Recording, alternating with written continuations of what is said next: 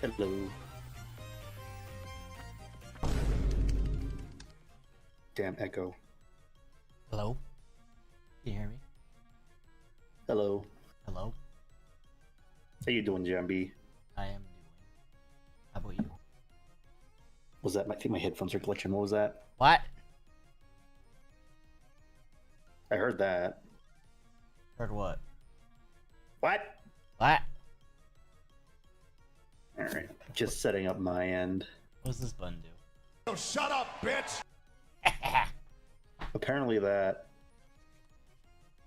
Let's see. Alright, let me spear on my setup. Part of me wants to be lazy and not post a going live skeet. Going live what? A skeet. That's what the kids call a blue sky tweet. Uh-huh. Dakota, you know what skeet means? No. It's a blue sky tweet. That's what people call it. No, I'm not joking. People call it that. Oh no. Let me know, let me look up the actual definition again, because it's like a old time reference, so I'm pretty certain it's another phrase for ejaculation. Huh. People know. Well, well, it must be really obscure that no one knows it means that, so it's probably fine to say it.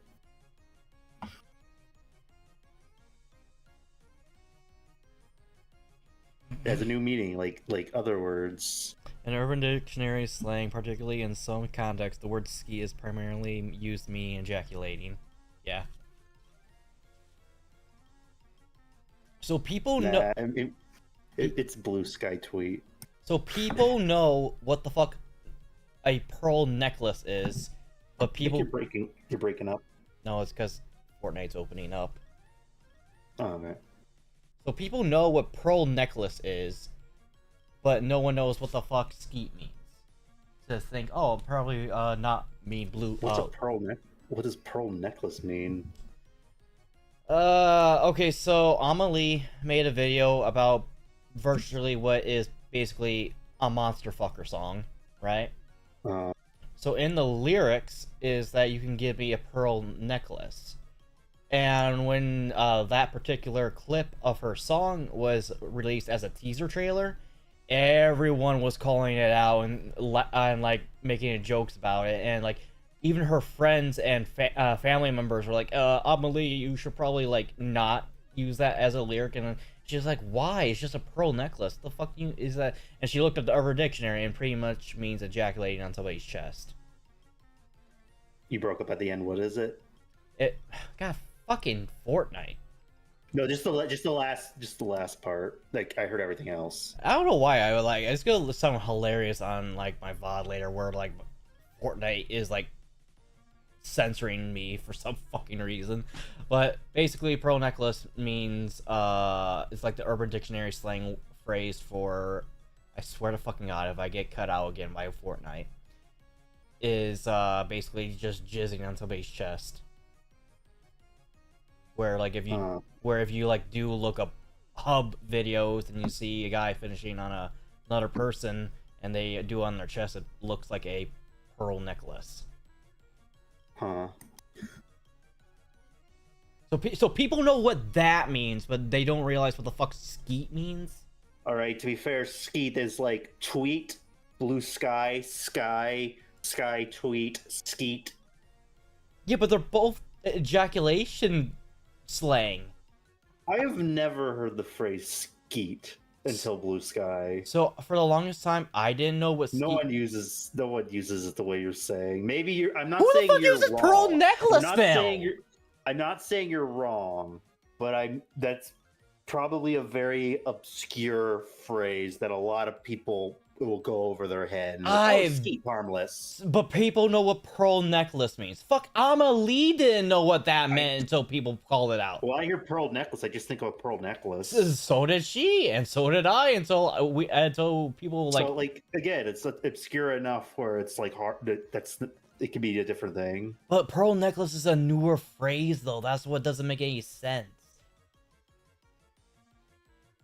I've heard, like, skeet a lot of times to the point where even my mother would slap me for saying it. Like, don't ever say that again, Jambi. And, like, why?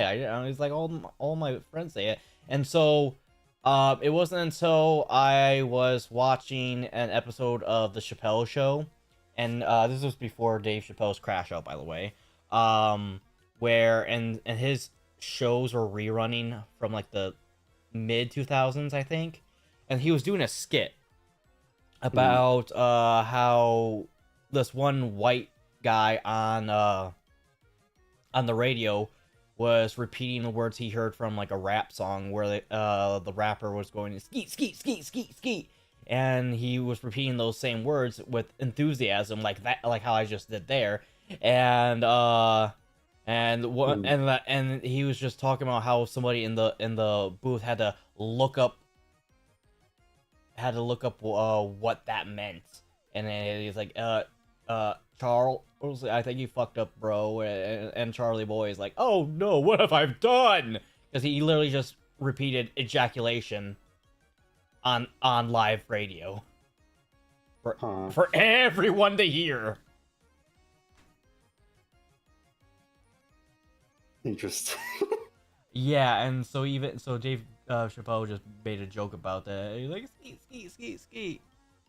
And it's like one of the reasons why you can't really just try culturally appropriating lingo you have no idea about, because you'll end up making a fool of yourself. Kind of like how, kind of got fucked. Oh, yeah. I used to watch this channel. They make really good, like, cartoon review videos, like Toonerific Tyreek. He was talking about how, like, I think he's like a black guy. He was talking about how, like, a lot of slang, meme slang, comes from, like, or like appropriated from, like, black culture. And he's like, you guys do not. Who told these white kids that word means this? Yeah, that is not what it means. And that's like simp or gyat. So that's the weird thing about gyat. And it's like when Takahata 101, when he was doing his live stream talking about what gyat means with his buddies on his podcast or whatever, he literally looked it up what it meant, and I did too, just to clarify if he was actually telling the truth or not. And literally the first like 5 results is the definition of gyat is get your act together. But so many people of I guess the black community, or I guess you can refer to it as like, I guess the black community, were just saying that it means just, it's like the equivalent of saying "god damn," basically. Yeah, I do admit that. And then now, where did they hear that other phrase version for it? Yeah, it's like "god damn" because like it refers to like when you see someone like a big butt or something.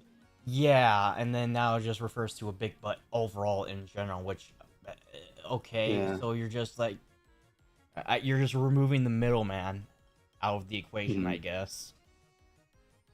Also, hi, Bane, sorry for rambling on so much. Welcome in. I saw your comment, and I saw that you just came in during the skeet part. Hello, Bane. I'll give you a head pat when I start my POV. Right now, FORTNUT. All right, I'm gonna go ahead and I'm gonna deafen for 1 second and go live. Okay. Where's the deafen button? Oh, welcome in, everybody. Vicariously Jambi. Yeah, I can just mute. It's easier. While Dakota is having issues on his end, me and him are going to be playing FORTNUT right now. Our friend Calmer couldn't join us tonight because of internet issues again. I'm not going to say anything because I saw them streaming earlier, but that is neither here nor there. But for the most part, we're just going to be playing FORTNUT because we had no player 3 for Alright, I'm live. Borderlands. Hi, live, name's Jambi. But yeah, there's like so many like lingos and phrases now that are like either being made into words or words that are just being needlessly given multiple meaning. Like there's double entendres. like the word and name for like dick, for example. Like dick used to be like a normal, a quote unquote normal name for the longest time, and like but everyone knows now it's like the butt of a joke of like, hey, it's dick. Ah, shit. I just thank you for following Kimberly. Kimberly just came in when I was just talking about dick. Yay. Thank you for I'm knocking on your door. Open it. Fuck, I don't have Chrome open. I have to close this down. Fuck. No, it doesn't help that everything's like lagging right now for me too, so it's not helping at all. Do you not want to have Nox chat? Hey, that's such a clunky name for something. Like, I get it's like, oh, you're knocking on someone's door, but what do you call it? Like, let me knock you real quick. I don't know, ring your doorbell. Yeah, knocking. Why not It's ring your weird. doorbell or like? Yeah, ring. Why not call it a ring? I mean, ring. Or just like group chat. Is group chat copyrighted? It's possibly. Why does it say net? Right? Okay, I'm gonna exit out and re-knock you because it's kind of like a little like red exclamation point, and I don't like that. God damn. All right. I'm sorry. Yeah, damn. Well, I know we kind of harp on like these weird brain rot phrases, but like it's kind of neat seeing that like new words are being invented. I mean, it is, but like even like we're still inventing new words. Yes, they're brain rot and fucking bullshit, but like they're becoming like household words that everyone says. See, that's where I kind of have to disagree a little bit there, because yes, they are new interpretations, but they're not new. Yeah. That's the issue, and oh my god, I was actually watching a... God, everything's fucking lagging for me. God damn it. Maybe, do you want me not to knock you? Possibly, because right now everything is lagging for me. Everything's popping up. OBS is now covered by my browser because, give me like 5 seconds before I close something out. All right, well, I won't knock. Yeah, just X everything out. All right.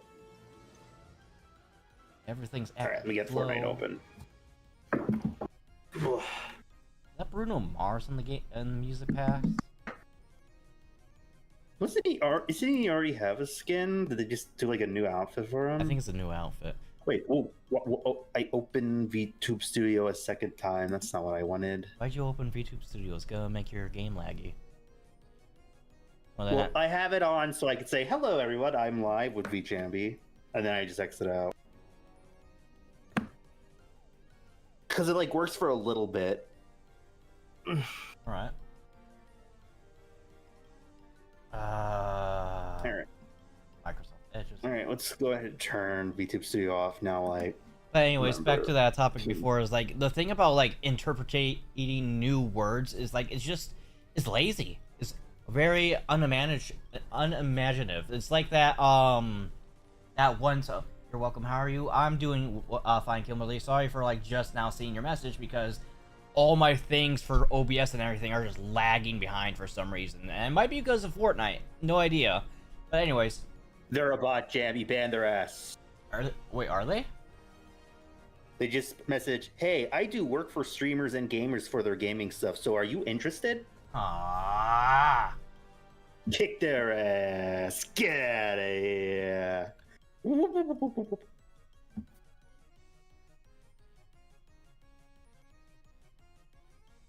Like that's a bot message, right? Like they just offered services. Yeah, that's basically the standard legal for like either bots or scammers. But anyways, yeah.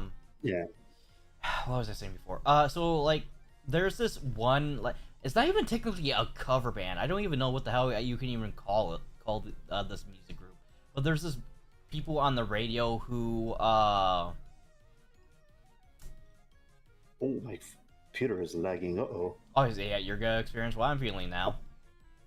All right, I'm taking my hands off the mouse and I'm gonna let it settle, and then I'll have to add the game into OBS.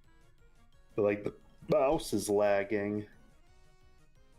Oh yeah, everything's gonna hit you all at once. Let me open my phone and see if like stream looks good. No, I don't want skylight. Everything is just lagging for me.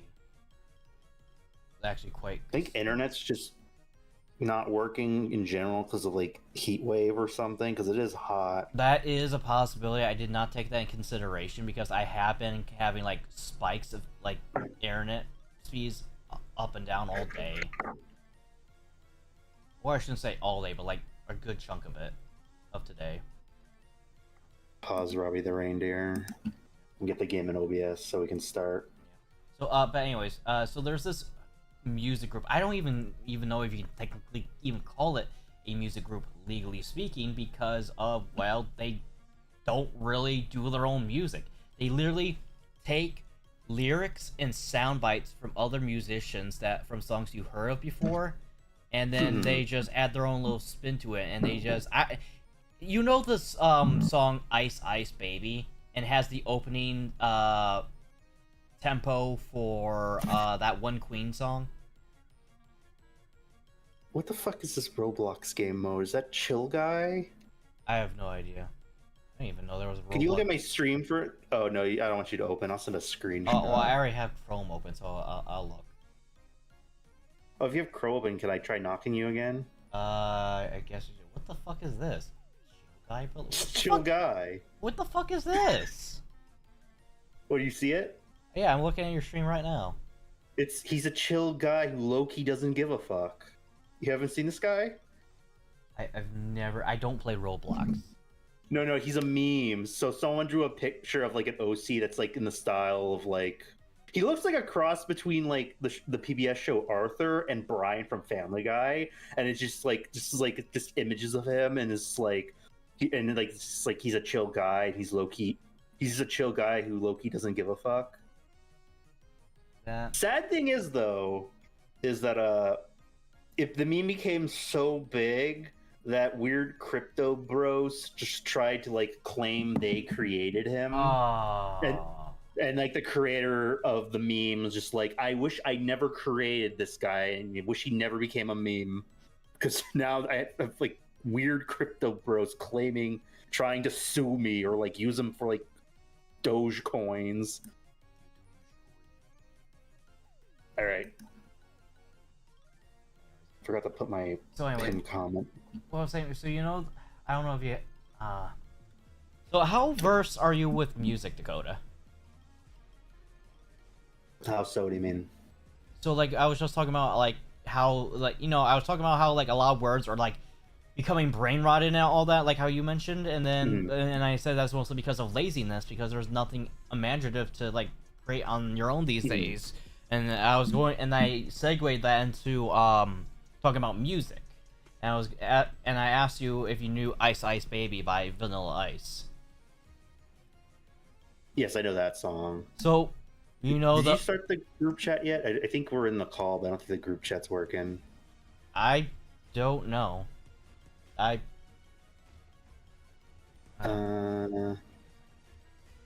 Share chat. Click share chat and maybe click start somewhere. Fuck, I hit the wrong thing. Damn it.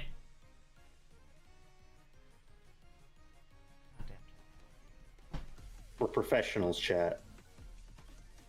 I won't even say it's not being professional or anything like that. It's just like the internet right now for us is just working against us. I'm just making like a scuff joke. So what? So it becomes the job description. All right, group chat shared. All right, there we go. All right. So you know how like the big so you've heard the Ice Ice Baby song, right? Yes. Have you heard of Under Pressure by Queen? Yes. So you know how the opening of Ice Ice Baby is the ripoff of the opening from that Queen song? I think so, yes. So they do sound similar.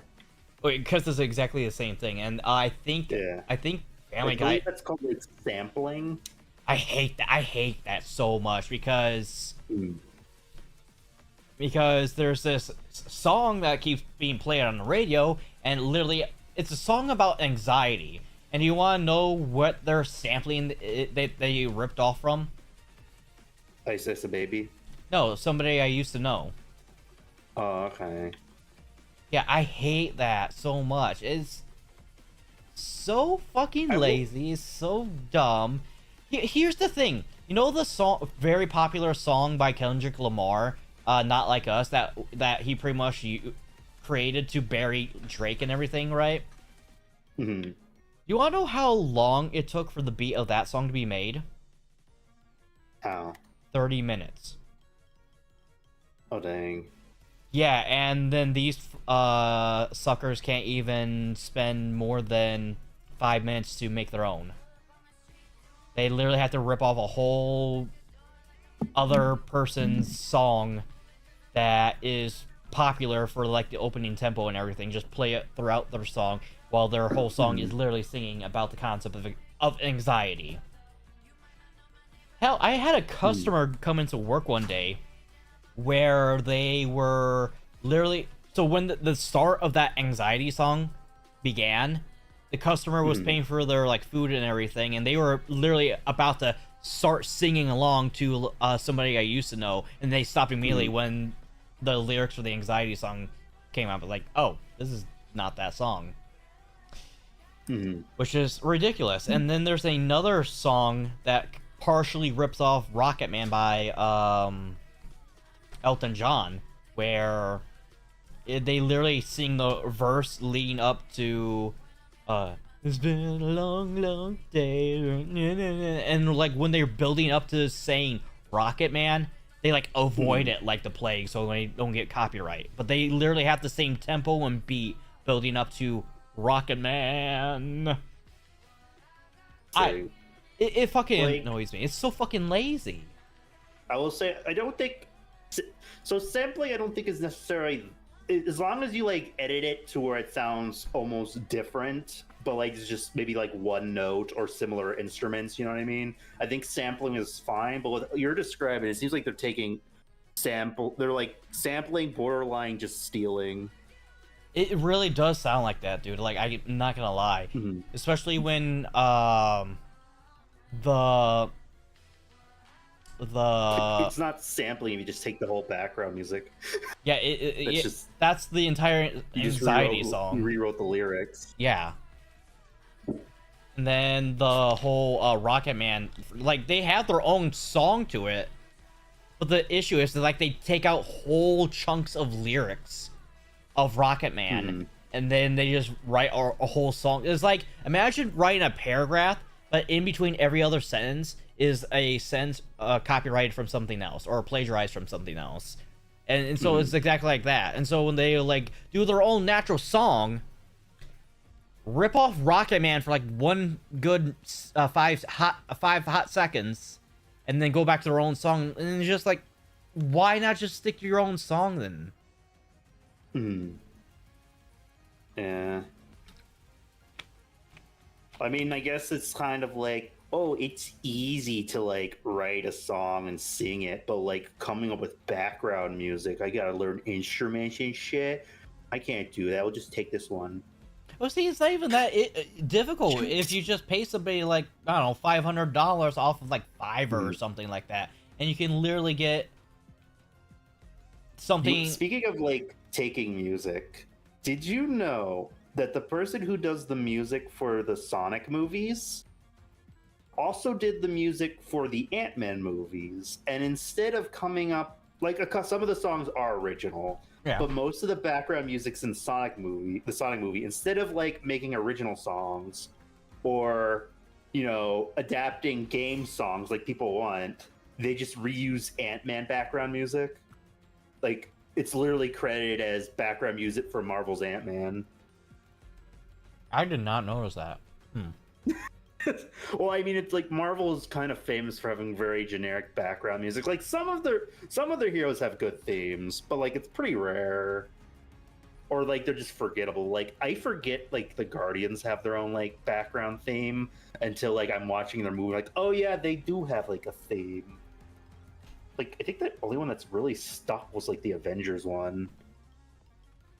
The Spider-Man theme was like, that always gets that got memed so hard. I love that one so much. Like the MCU one, or a lot of Spider-Man background music gets memed.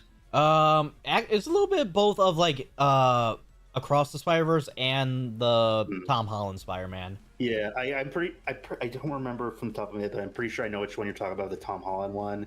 And then a lot of just Spider-Verse ones just get memed. Like, I think it's like a... Miguel O'Hara's, especially. Yeah. I did make that a sound alert, not gonna lie. And then I think there's like one from... I don't know where this one's from, but I'm pretty sure it's like from Tobey Maguire's, where it's like... Dun, dun, dun, dun, dun, dun, dun, dun, dun, dun. I think that's the Tom Holland one. I'm pretty sure that's like Goblin. Where are we landing? That was a good question. I'm still loading in. I mean, as far as I know, it could be Tom Holland's, but I feel like that one sounds like Tobey Maguire's, but I can never find it. Like, if I like Google like Spider-Man meme song from like... That's weird. OBS is lagging, but my phone looks fine.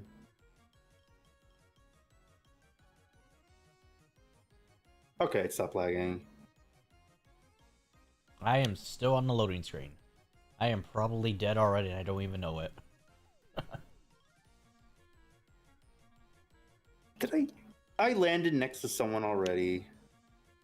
Joy. Okay, let me grab Super Squishy. Wait, what is this?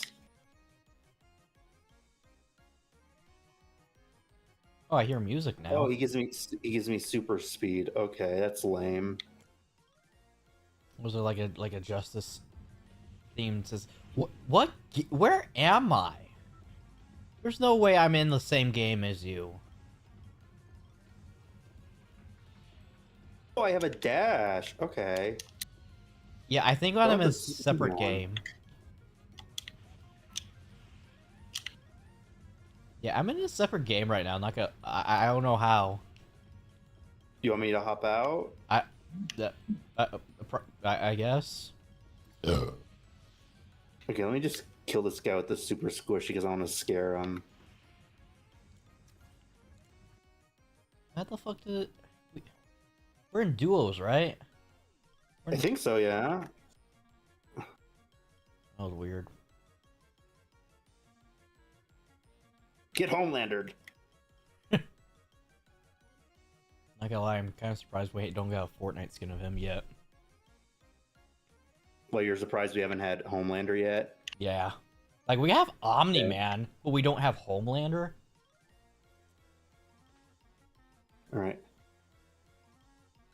I'm gonna let this guy kill me, but I'm gonna... Oh, no, I killed him. Oh, another person. Alright, turn to lobby. Hop.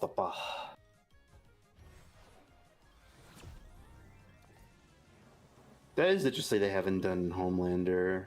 Maybe it's because, like...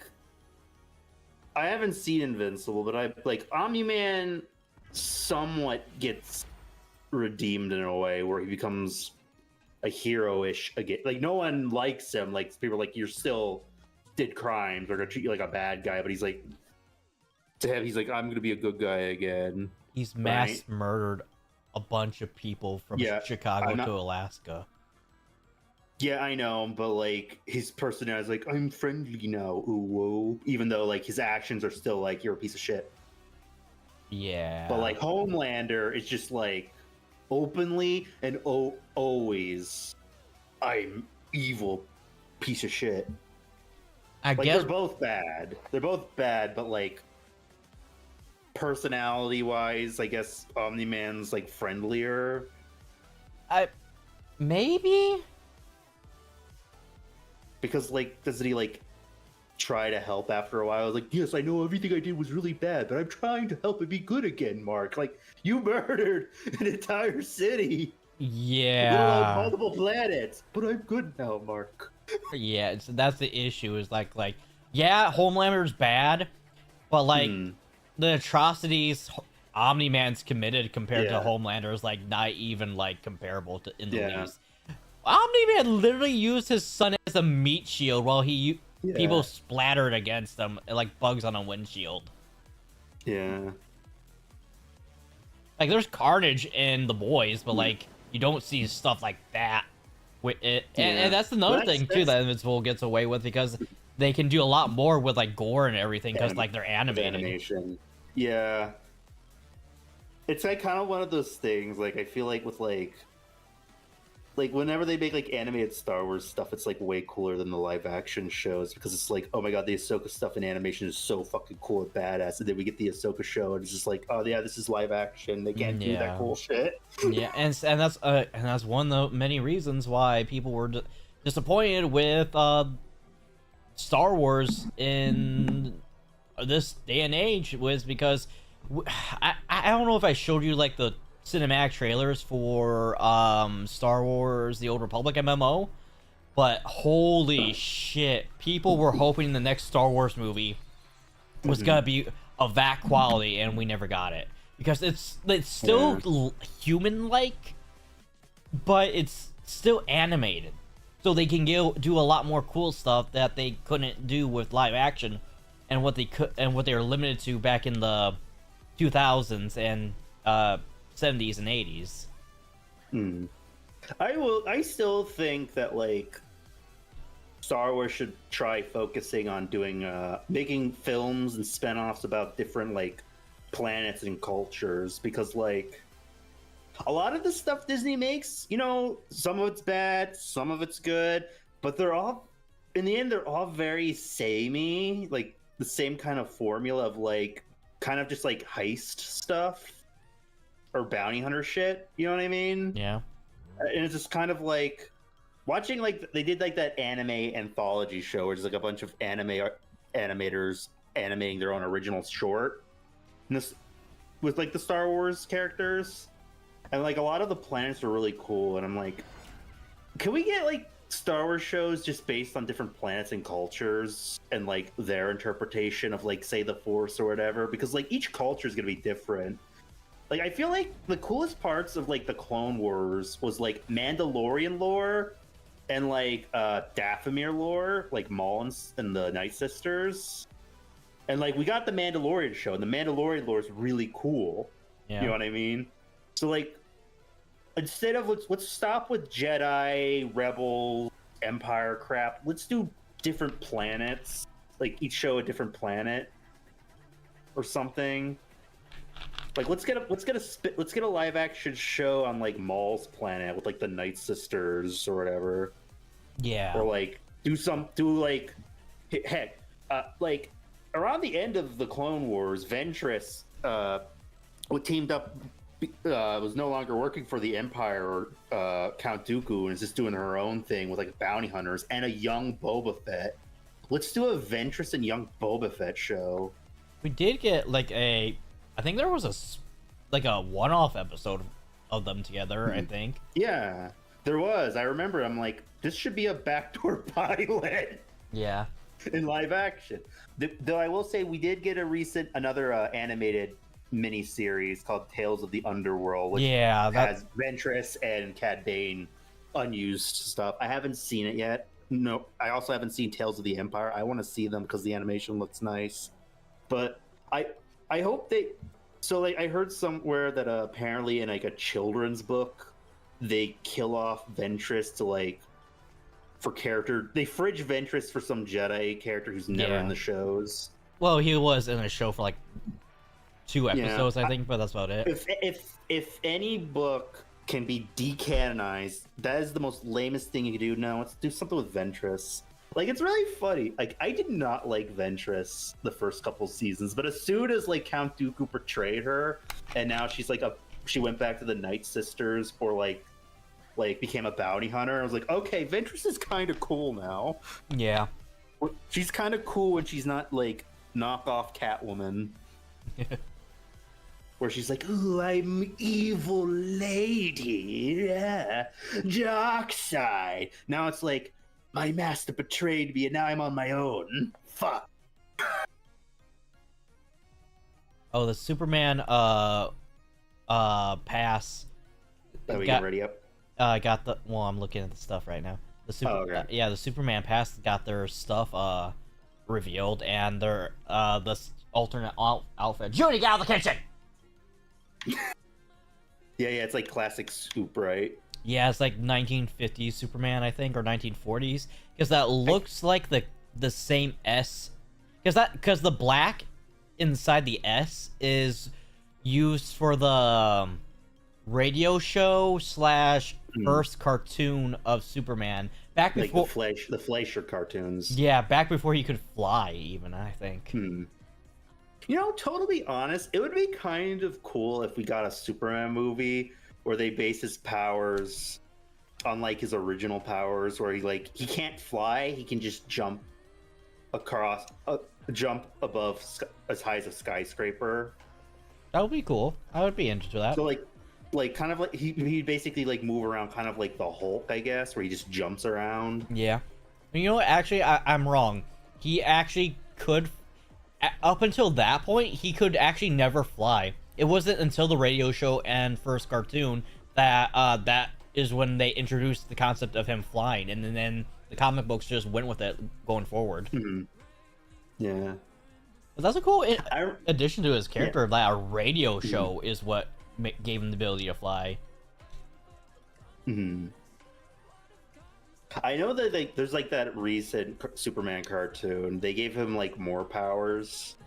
Yeah, and I don't understand. Well, if they're they're like basically there's like they're basically interpreting some stuff that happens in the comics, but it's like very rarely it happens in the comics. But they're just like kind of making it part of his new power set. It's been a while since I watched the show, but it's kind of like energy powers. Like the more sun he gets, he kind of like energy blasts or something. Yeah, I don't know why they're doing that with him. Because I think it's because like the show is made by people who are fans of anime. Because like a lot of the villains, they redesign a lot of DC villains, and they're like kind of like anime-esque. Yeah. So it's basically Superman the anime, where it's like, all right, for the most part, Superman is the most accurate he's been in a while, except he has some new powers and all his villains are different. That's basically like that Superman cartoon.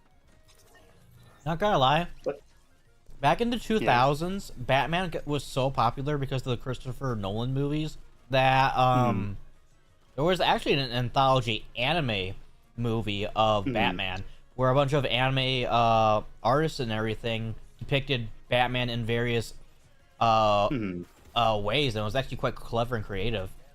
I kind of wish they did something like that with Superman, because in the Batman ones, like you have one that's like his origin story, and so it's kind of like a retelling anime version of Batman Begins, kind of minus him getting into the suit. And then there's one where like it's depicting him as like an actual shadow demon that like hides in the shadows and whatnot and creeps up and is like almost like a vampire, more or less, but still kicks your ass. Where do you want to drop? Probably the smoky funnel of doom. All right. And then, you know, I kind of had a random idea once. What if you did a Batman cartoon about Batman when he was a kid and he was coming up with his superhero ideas, and like Alfred just has to deal with his bullshit? Like, you can't go fight crime. Why not, Alfred? You're not my dad. I pay you. Isn't that just Gotham? Well, it would be an animated Gotham, and he would be in a bat suit. Fair. So Gotham, but better, and maybe a little more comedic. I don't know. And we could have like kid versions of like some of the Batman villains, or like teen versions. He can like babysit Barbara Gordon. Like she could just like she could be like a baby. By Gordon. Oh, there's the boss down there. Yeah. Ah, shit.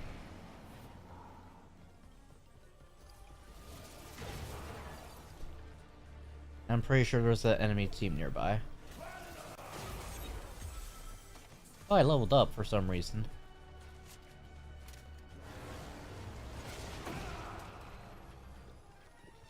Should we leave? If you want. Ah! Ow! Who is this? New phone, who dis? I'm lagging like a motherfucker. You might have to play in 64 mode. I thought this was 64 mode. What? What? You don't know what that is? Or you pretty much make your game look like a potato? Yeah. Like you turn down all the settings so it just looks like a blocky mess. No, I'm really tempted to do that just to see how that looks on Fortnite. Like I think I saw someone do it once. I don't like a YouTube video or something, but it was kind of funny. Just like, oh, we're playing Fortnite 64. Oh, fuck me.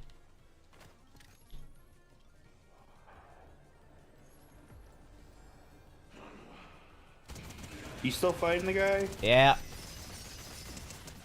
Coming back up. Phrasing. Whee! Oops. Just die, please. Reload faster! Fuck. Got him. Whee! You're welcome. Thank you.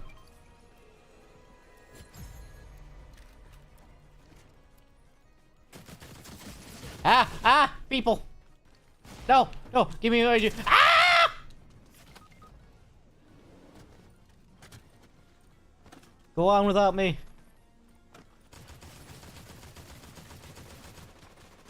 Can I crawl faster?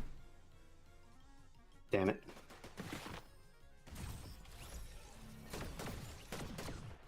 Hero rank B.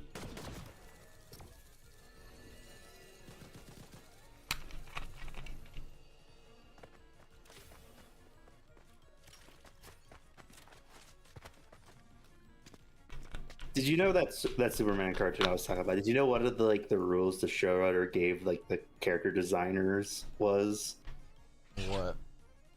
What? Design everyone to look hot. Okay. I want everyone in the Superman cartoon to be attractive. You know what? That actually explains Deathstroke. They made a pretty boy, and he's voiced by Jerry from Rick and Morty. Yeah.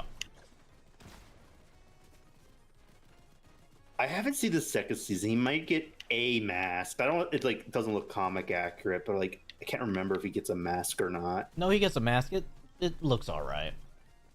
Again, yeah, it's kind of like, all right, Superman is accurate in personality and design, but all the bad guys are reimaginings, which is kind of cool. Like, a lot of kids don't know anything about Superman, and maybe some of the villains are kind of, in a way, outdated. So it's kind of like, let's do an original twist. So it's the same villains, but different origins and character designs. I'm sorry, but not to sound like an asshole, but you have to be bad at parenting to have your kids not know who or what the fuck Superman is in this day and age. It's literally almost public. It's almost public domain for how long. It's like asking kid, "Hey, kid, you know what? You know who Mickey Mouse is?" It's because they literally almost as old as each other. They've been around for that long, both of them, and you literally can see. You can go to Walmart, and one of the main things that you can find in the kids section is Superman related product. Yeah, but it's I don't know how I don't know how much any kids actually read comics anymore, and there's no movies or cartoons really. I wouldn't even say it's that's an issue of reading comics, because for one, not even adults read in this day and age. Yeah. But my dad always sat me down and watched old movies with him all the time, and so how is no one?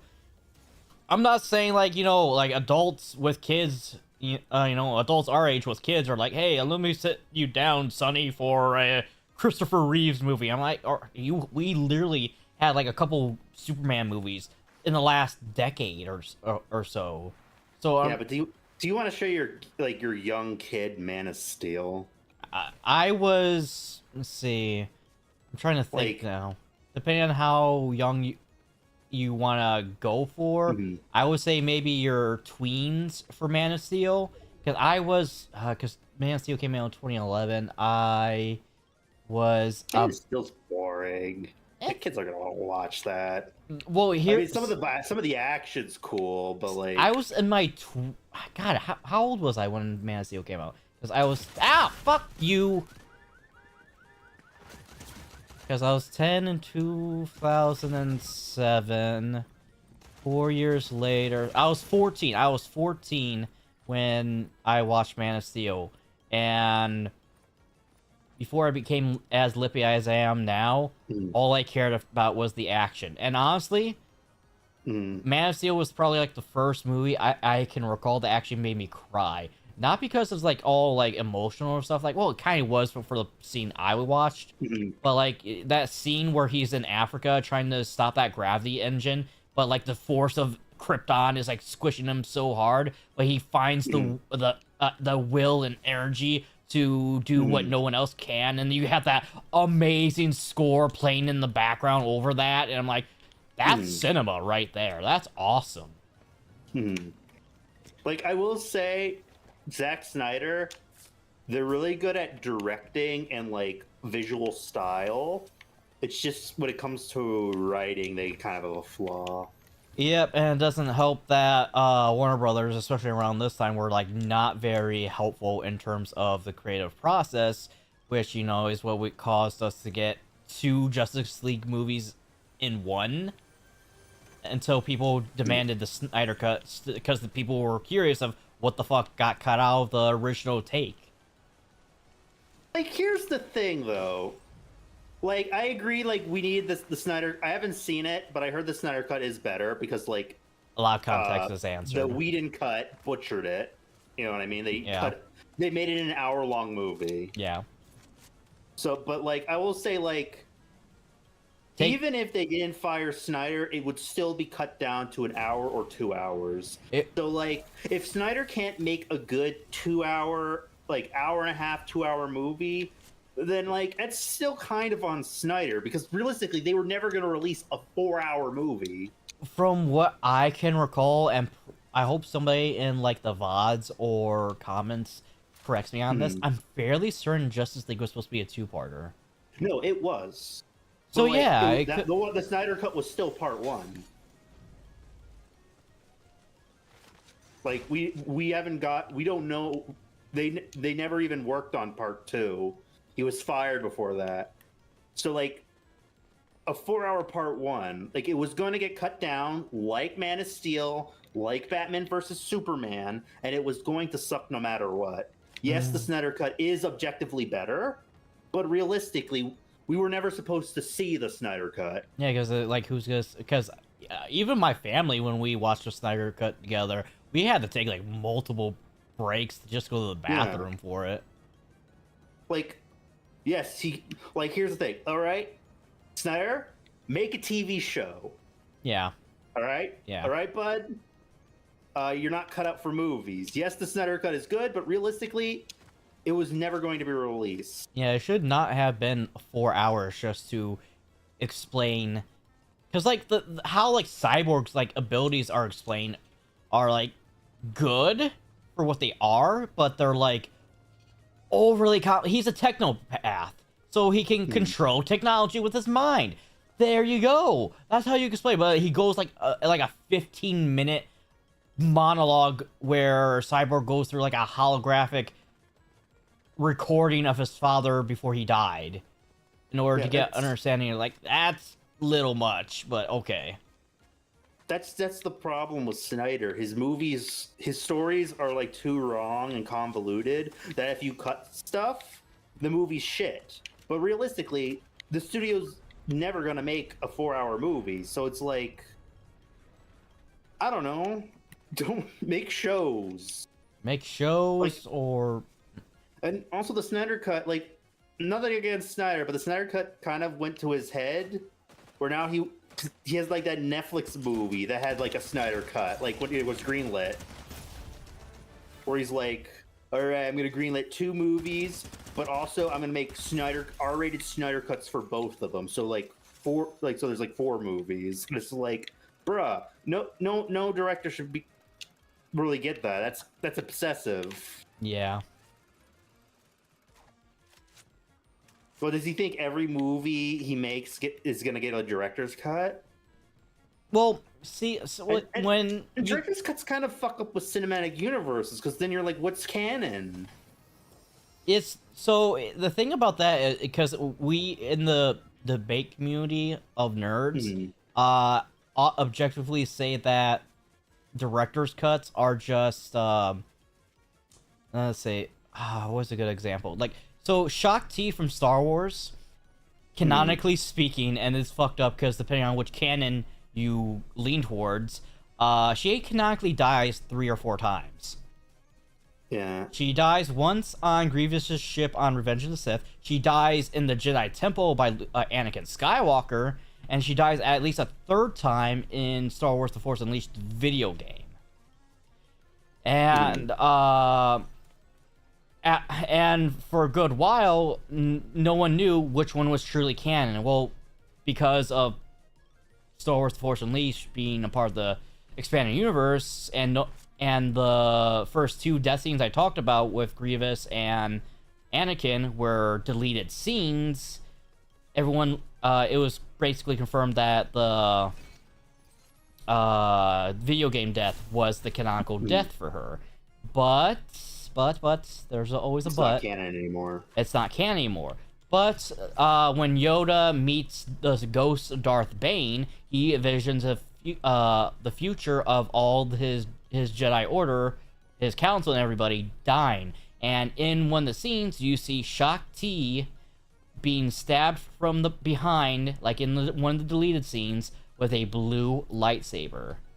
So it confirms that Anakin killing her in the deleted scene is the new canon death for her. What's wrong? You're breaking up. Oh, I was lagging like a motherfucker. You're back. I'm back. Yeah. Oops, still lagging.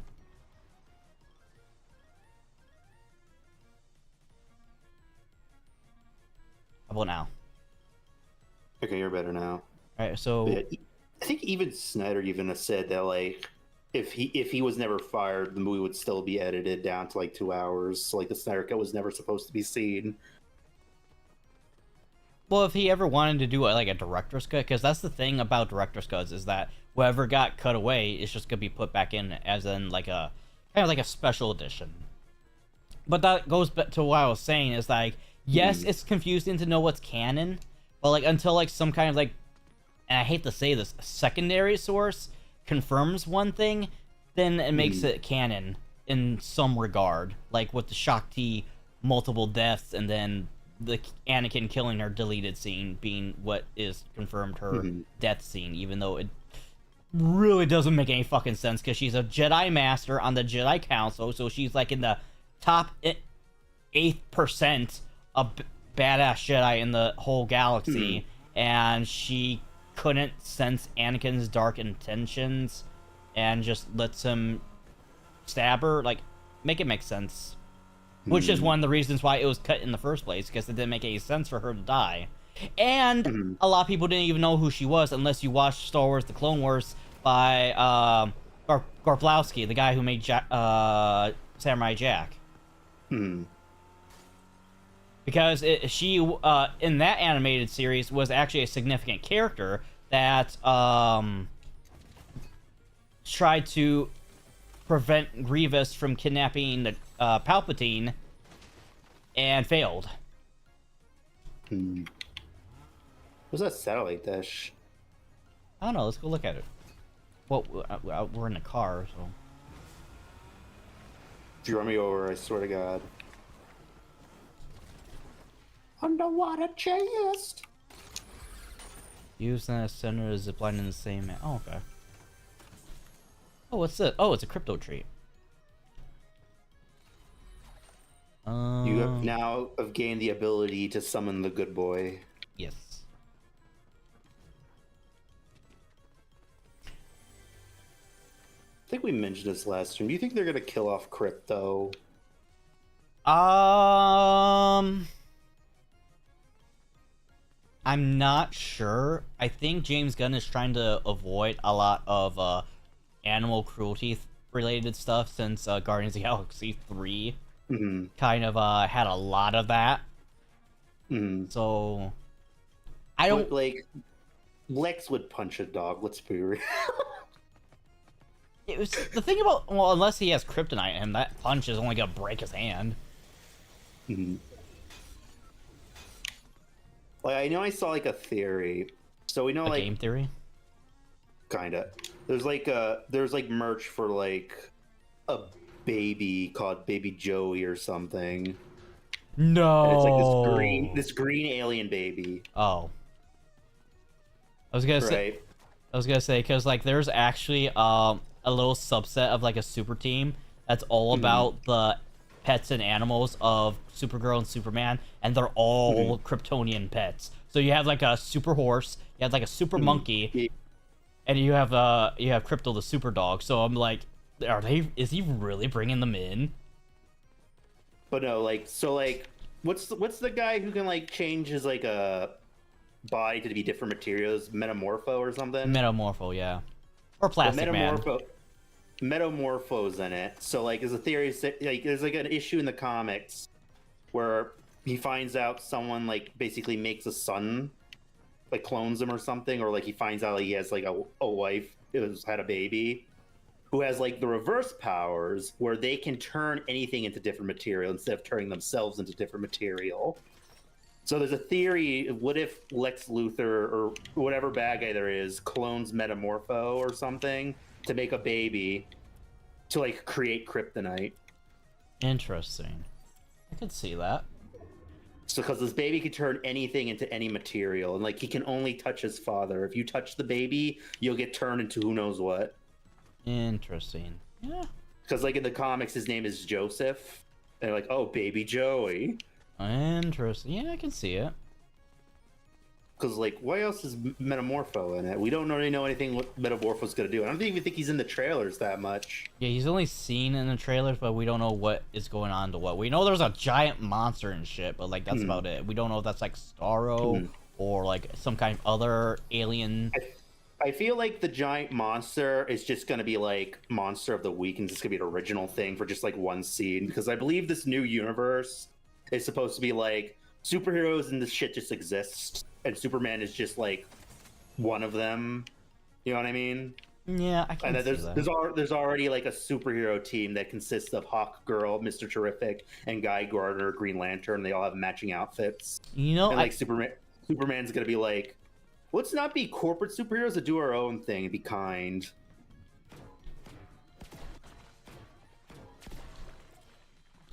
Because that's what it's like looking like. I can see that. You're not gonna get the dog treat? Oh, I can get it. Oh, people. Sick 'em, boy.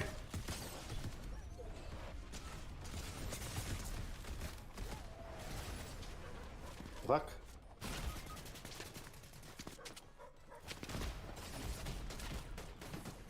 Shit. Ah, shit. Hey, we made it to the top 10 at least. Ah. I'm gonna head back to the lobby. Alright.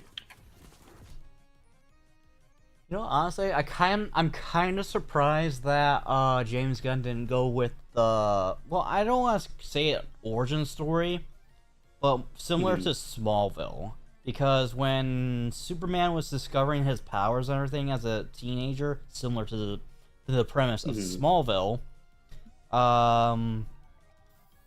he gets an invitation to the future to join the Legion of Superheroes, and and ironically enough, he gets rejected.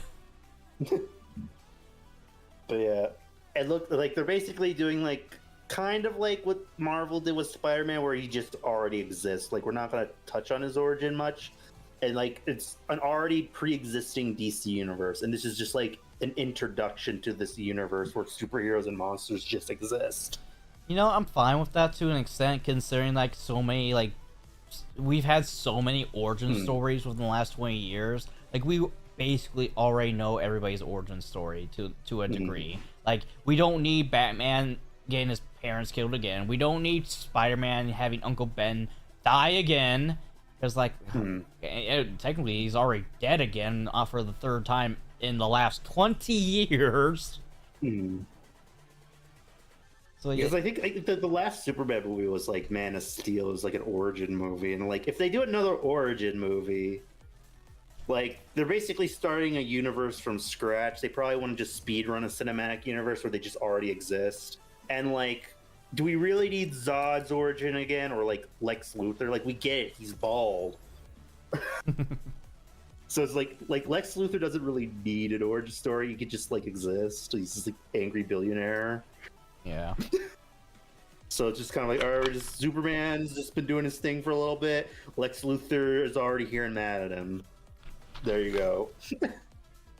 Also, here's a Green Lantern. Here's the actor.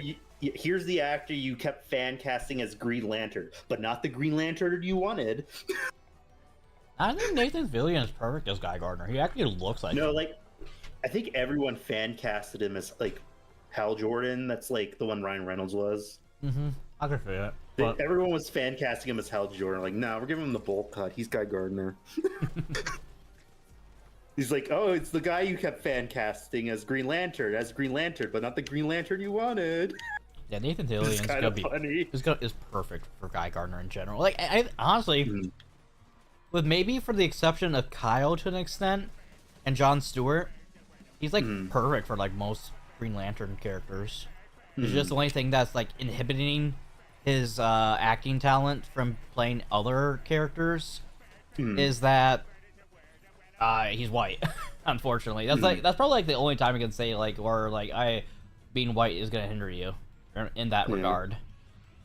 I think they casted like Jon Stewart, and like I don't know the actor, but like he has very nice eyes, and I'm like, oh, his eyes are gonna look good CGI'd green. So I think they picked the good guy for him. Oh, I think I know. I think I remember talking about. I think I saw a leak for that. Be interesting. Like he has very nice and unique looking eyes. I'm like, oh, they're gonna look so good green, like CGI'd green. Yeah.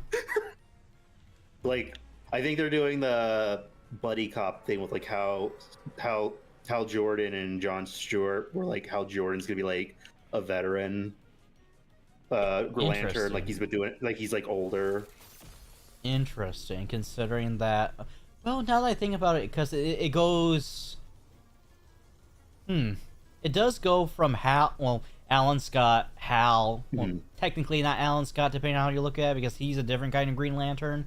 But it goes Hal Jordan, Jon Stewart, I think, Guy Gardner, and then Kyle Rayner. Yeah. I wonder if the Green Lantern thing's still going to be a TV show. They've been wanting to make a Green Lantern buddy show since the last universe. Like, are they actually going to do it? Like, they casted Jon Stewart, so like they have to do it now, right? Gotta do something. Like, I think when they announced HBO Max as a thing, one of the shows they said like, oh, one of the things we're going to be making is a Green Lantern show. But like, it's been like how long has HBO Max been a thing? Like 5 years more? Something like that. I don't know. Like, none of the shows they announced were made. A couple of them were, but they were like shadow dropped. Like, I know they said they wanted to make like a Gremlins animated series, and that got shadow dropped. So they technically made that. And they also said they were gonna like get the guy who made Roger Rabbit to make like a show about like the Looney Tunes as like actors on like the Warner Brothers lot. But like that never came out. I think like they said like Christopher Lloyd was gonna be in it or something. Interesting. Well, that was scrapped because Zaslav hates Looney Tunes. Every time I hear anything about Zaslav, I just want to like either shoot them or shoot myself in Minecraft. It's just comedic. He's just so comedically evil with his hatred of the Looney Tunes in particular. It's like that. It's like Bob Iger with the Muppets too. It's so ridiculous. Like I think like the luck that that new movie that came out luckily got like bought by a smaller studio, so they released it. So it's like not released by Warner Brothers. Yeah. The day the Earth blew up, and like I think the day it went into theaters, they removed a ton of Looney Tunes shorts. Yeah, that's true because now I even tried looking up for like some like cartoons or stuff like and there's nothing there at all. Yeah. They were pretty much gutted all cartoons on like HBO Max. You can watch most of them on Disney Plus or Hulu now. Why is the Cartoon Network stuff on Disney Plus? Oh my god! Technically it's on Hulu, but if you have the bundle, they kind of like merge them into one streaming service. I feel so like you can watch Steven. You can watch the HBO Max spin-off of Adventure Time on Disney Plus. This just sounds not wrong. Fiona and Cake, but like the Distant Lands series. Like, huh? That's an HBO Max original. Why is that on here? Yeah, it just seems all wrong. I might be dead. I'm gonna be dead. Name's Jambi. Get out of here! The Dark Phoenix got me while I was trying to get a bot. Bot. Fuck. Oh, that's annoying. But yeah.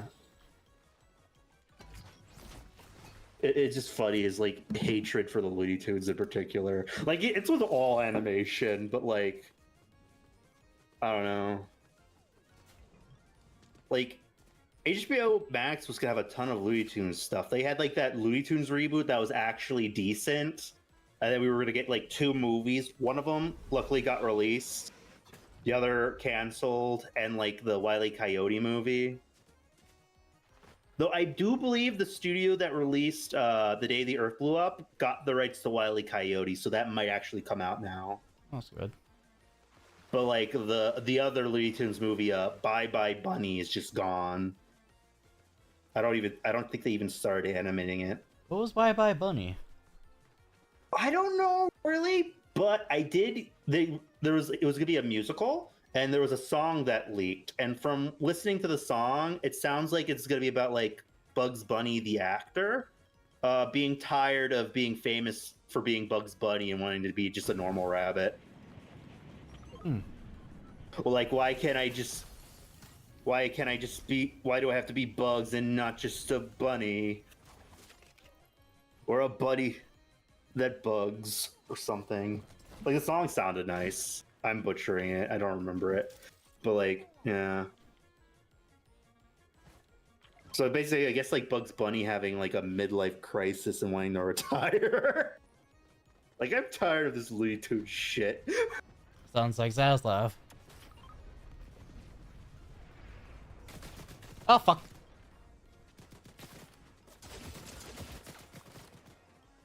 Apparently, like, I'm not gonna say what it is, but like apparently the script leaked for the Wile E. Coyote movie, and I saw like a tweet or something saying like, since it's not gonna be released, I'll just say like the ending's really funny, and like I wish I didn't read it because like yeah, that would have been a really funny surprise. What? What, do you want to be spoiled? Sure. So basically, the movie's about Wile E. Coyote suing the Acme Weapons Company because, like, the weapons always blow up in his face. But at the end of the movie, they're gonna have the Roadrunner testify, and that's when his lawyers realize, wait a minute, this entire movie is just one big Roadrunner trap bit. Oh, wow.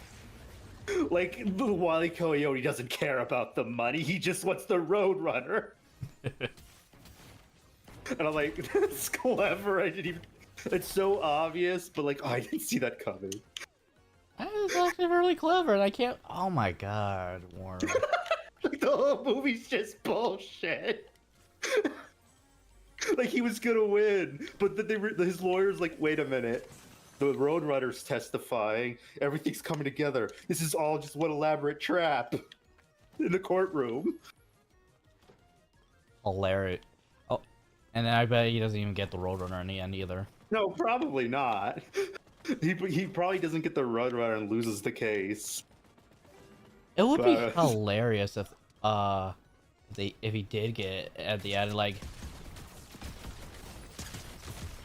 woo, got ya. Oh, and there's more people. Fuck. But I wish I didn't see that spoiler because like, oh, that would. It's so obvious, but that's such a clever surprise. Yeah.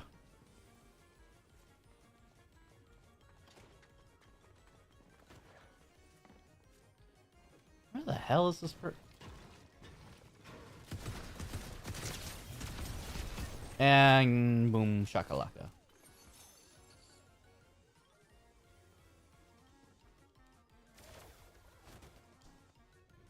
What's on down here? Oop.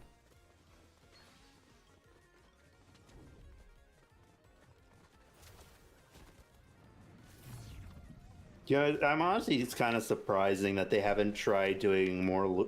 Only just now they've been trying to do like Looney Tunes movies about individual Looney Tunes.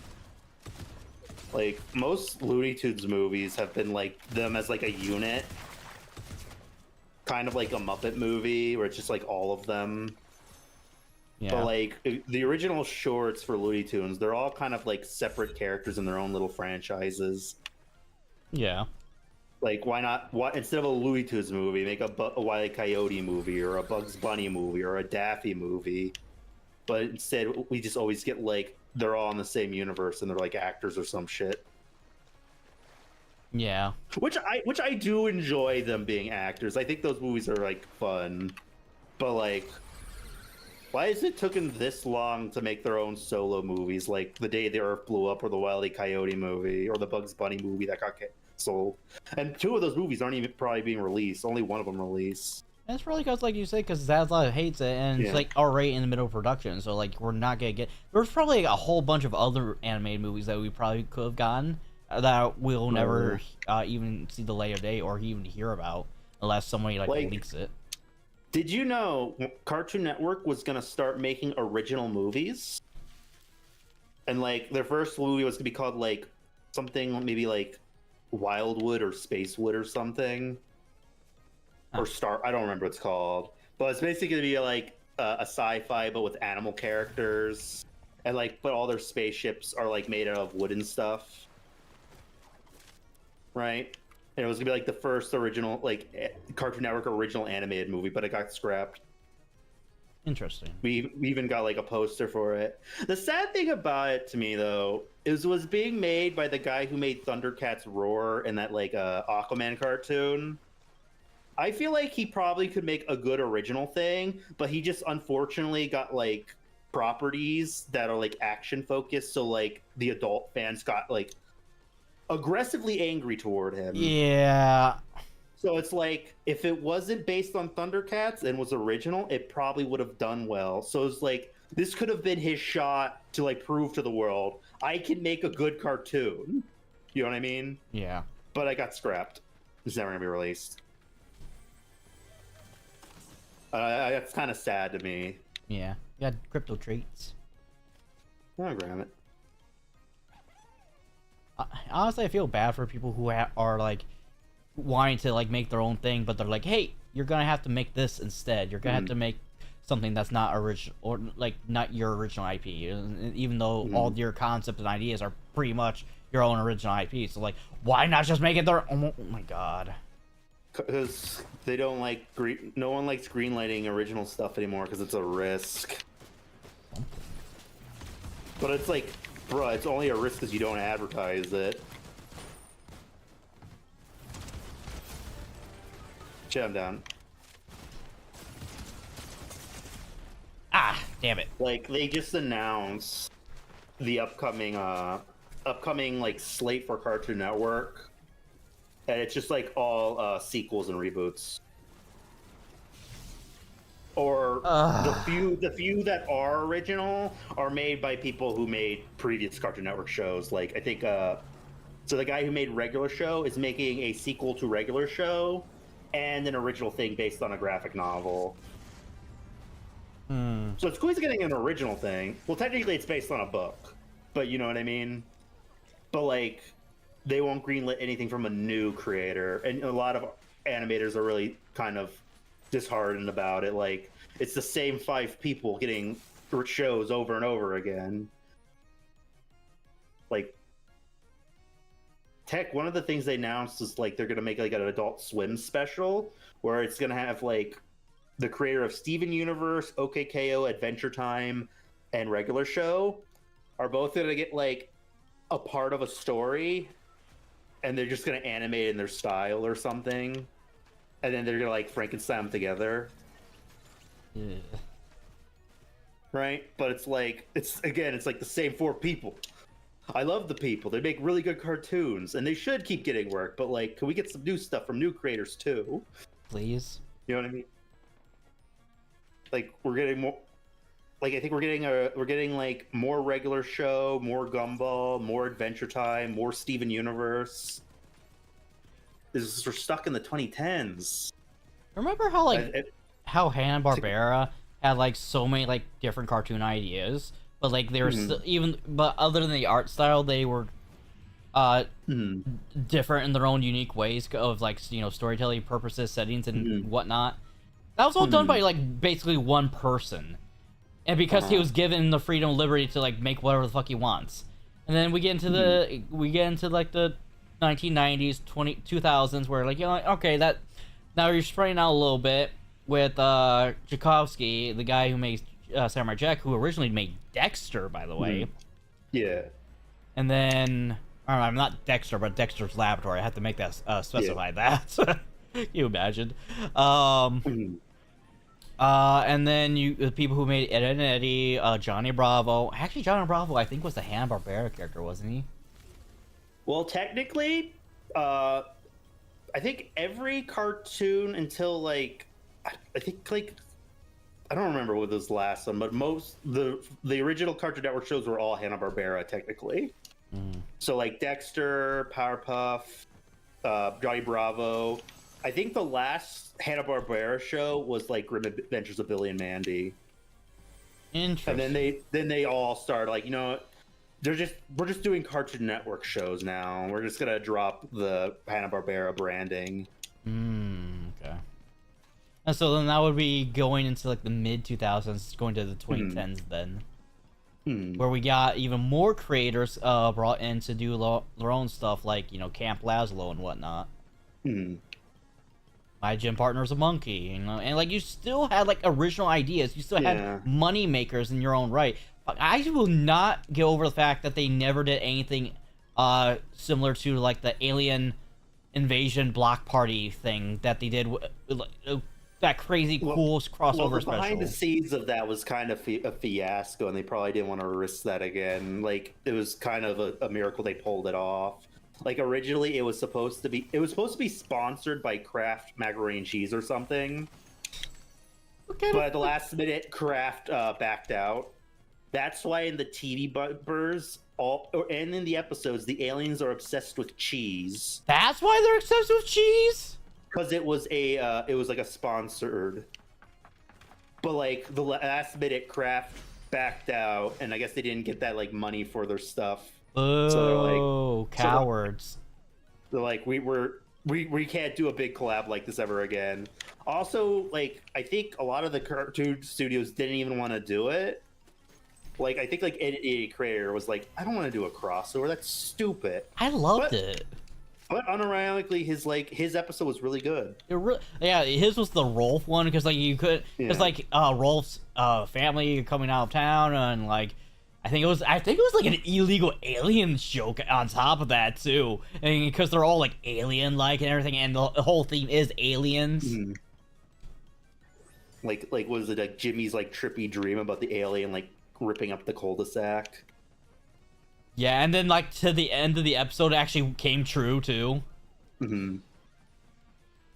I love that so much, and they never did it again. And it was all because of Kraft mac and cheese too. God damn, I hate that now. I hate that.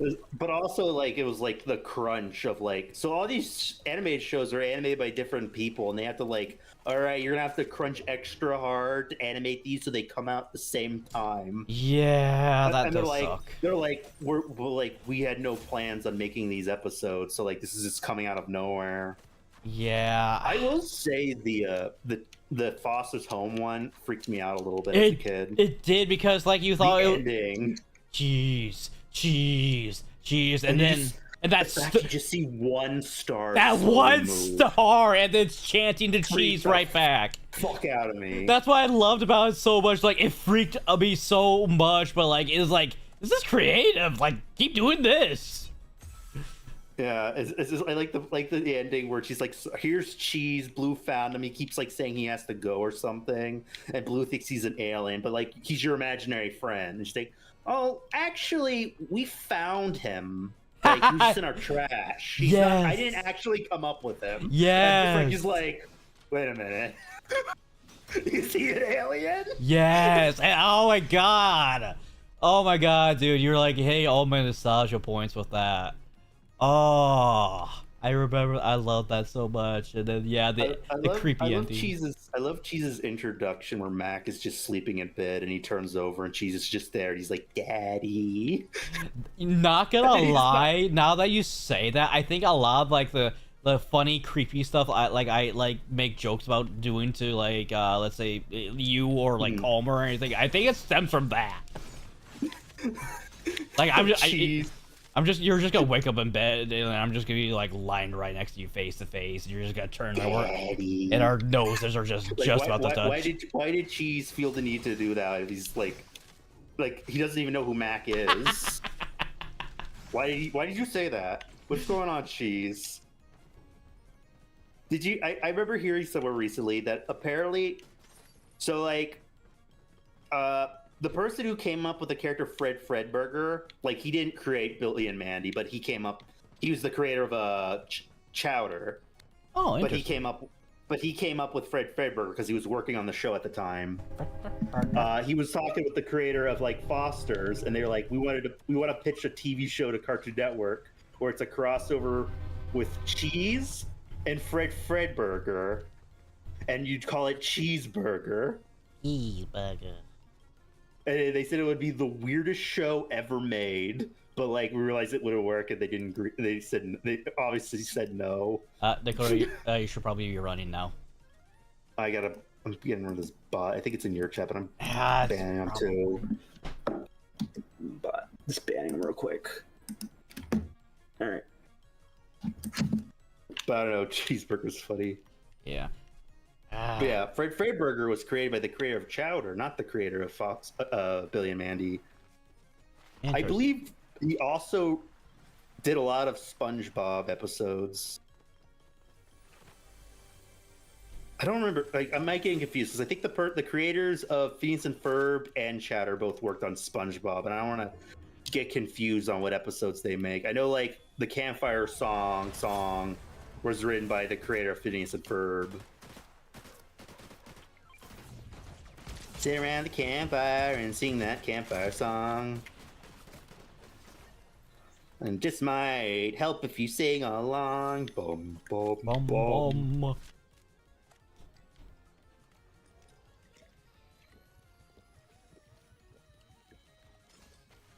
So, like, I think the creator of Chowder made, like, a show similar to, like, that Looney Tunes show where it's, like, Looney Tunes characters, but in, like, a sitcom setting, and they just have normal jobs. They basically they made a show on HBO Max that's just that, but with Hanna-Barbera characters and like Yogi Bear is like a surgeon. Oh no, I think I know what you're talking about. Yeah. What was that called? It's called Jellystone. Yeah, I need to watch season one. I watched season one. It's all right, but apparently they were like looking at like Hanna-Barbera characters they could use, and they found like a villain from like Yogi Bear. And they wanted to just like have him have a cameo, but obviously they were told no. But did you know there's a Yogi Bear villain called Dr. Bigot? Oh, I'm sorry, I should have laughed at that, but That's quite the name. Yeah, like apparently there's like a Yogi Bear episode where there's like this mad scientist who turns Yogi Bear racist toward other animals. That's where he's like bears are superior or whatever. And they were like, that's just such a funny random character in like the Hanna-Barbera library. Yeah, they wanted to give him a cameo and like a villain team. That's quite but they're obviously told, no, you can't use Dr. Bacon. I don't know, I just find that fucking... There's like storyboard and concept art of like his design for like Jellystone. I just find that funny. Dr. Bacon. I'm pretty sure the first 2 episodes of Jellystone involve Vor.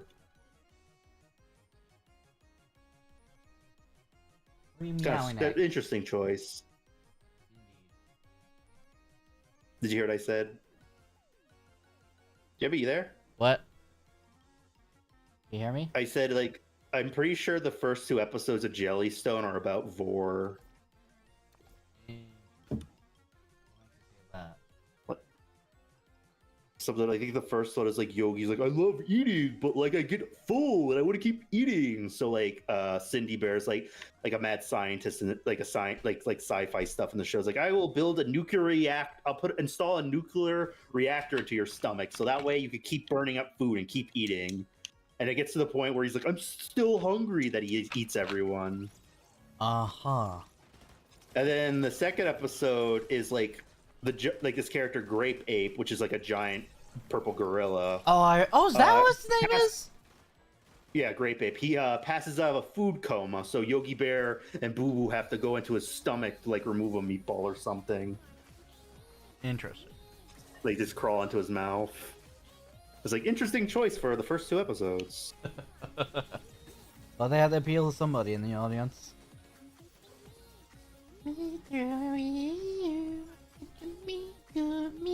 I like this one joke. There's like an episode where they're just like doing like community wrestling or something, right? And like Yogi Bear gets matched up with one of the kid characters, like a little duckling.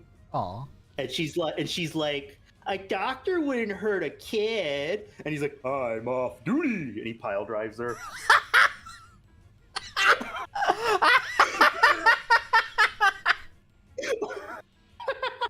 I'm off duty. I love quoting that. I'm off duty. Oh god, I'm not gonna lie, I saw that meme. I thought that was a meme. I didn't know that was an actual scene. The doctor wouldn't hurt a kid. I'm off duty. That's fucking awesome. Dr. Yogi. Oh god, we need. Oh, I wish we had more shit like that. It doesn't even have to be adult, even like with that alone. That's just hilarious. God, I hate Zavlov. You have the most cartoony sounding name, but you ironically hate cartoons. Well, I think technically Jellystone's still going, but they might not make more episodes. They might have just released the last season. I'm not sure. But like it had like that Cartoon Network crossover where it's like a bunch of Cartoon Network characters in it. I think recently. Like you mentioned, you wanted to see that one. Yeah, because back in like the 2000s they did these little intermission things between commercials.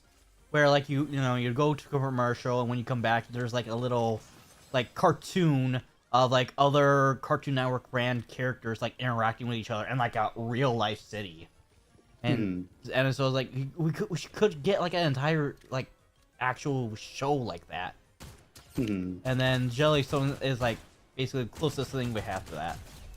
I gotta have you ever seen OKKO? Yes, I know what you're going to be talking about too, and I don't know how I feel about it either, because I know like the main the main bad guy is like freezing all the or petrifying all these classic Cartoon Network icons in the stone, and then like I'm just trying to think like how did he get to certain ones though, because like 1 second, it's shooting loud. What was that? Continue. I'm just trying. how like he petrifies like these certain like characters, because like a lot of these characters aren't fucking slouches when it comes to like badass power and like ability to fight. I mean, you literally have the Teen Titans Go Raven be one of the people to help kick his ass. Like, are you kidding me? Teen Titans Go Raven. I think there's like a joke at the end where they're like going into their portals to go back to their respective shows, and like Raven almost goes to like the OG Titan. She's like, "Oop, wrong portal." I need to go to Teen Titans Go. But yeah, like I think they originally wanted to do a sequel. That episode was supposed to be like 30 minutes long, but it got cut down to 10 minutes. But the episode was pretty cool. And then like not even that episode, like the creator of that show like, you know how you're saying you love the Cartoon Network crossovers? Yeah.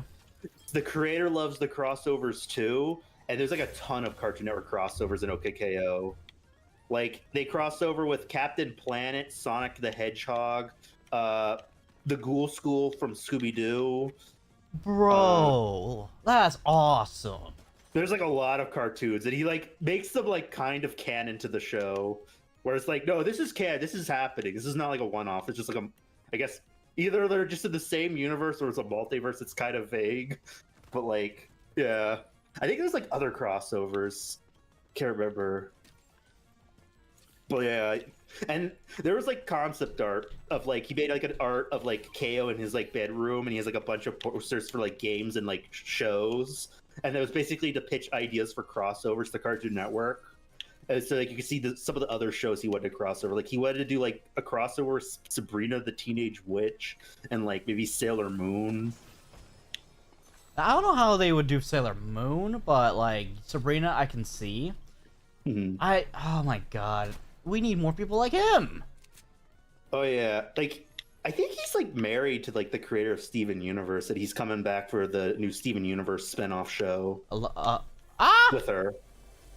Yeah, we're getting Lars of the Stars finally. Lars of the Stars. I heard about that. I'm not quite sure how I feel about that because I was never a Lars fan myself. Have you seen the episode? How far did you get in Steven Universe? Did you see his like redemption arc where he becomes a space pirate? I don't think I got to that part. I got when he becomes a space pirate, he's cool. Trust, bro. So like this show will probably be cool. The only problem is the show ends where he comes back to Earth and starts a bakery. So it's like, is this going to be a prequel of his time in space, or is he just going back into space? It kind of sounds like he's going back into space, but I don't know how they're going to do it. Well, they'll probably... Because it says stuff about like the new fallen Gem Empire, meaning this takes place after Future. So like, I guess it's a sequel, not a prequel. But yeah, basically, do you mind spoilers for Lars? I haven't watched all of Steven Universe, but like it's been a few years, so it's on me for not watching it. So go ahead. So basically, there's like an episode where Steven gets abducted by like the gems and gets taken to the gem home world, and Lars gets abducted with him because he just happened to be there. Lars dies. And then Steven uses his tears to heal him, and he becomes like Pink Lion. And like Steven uses his teleportation hair to go out. So basically, he goes into Lars's hair and comes out Lion's hair, and that's how Steven gets back to Earth. And then we cut back to Lars a couple episodes later because Steven just abandons him, I guess.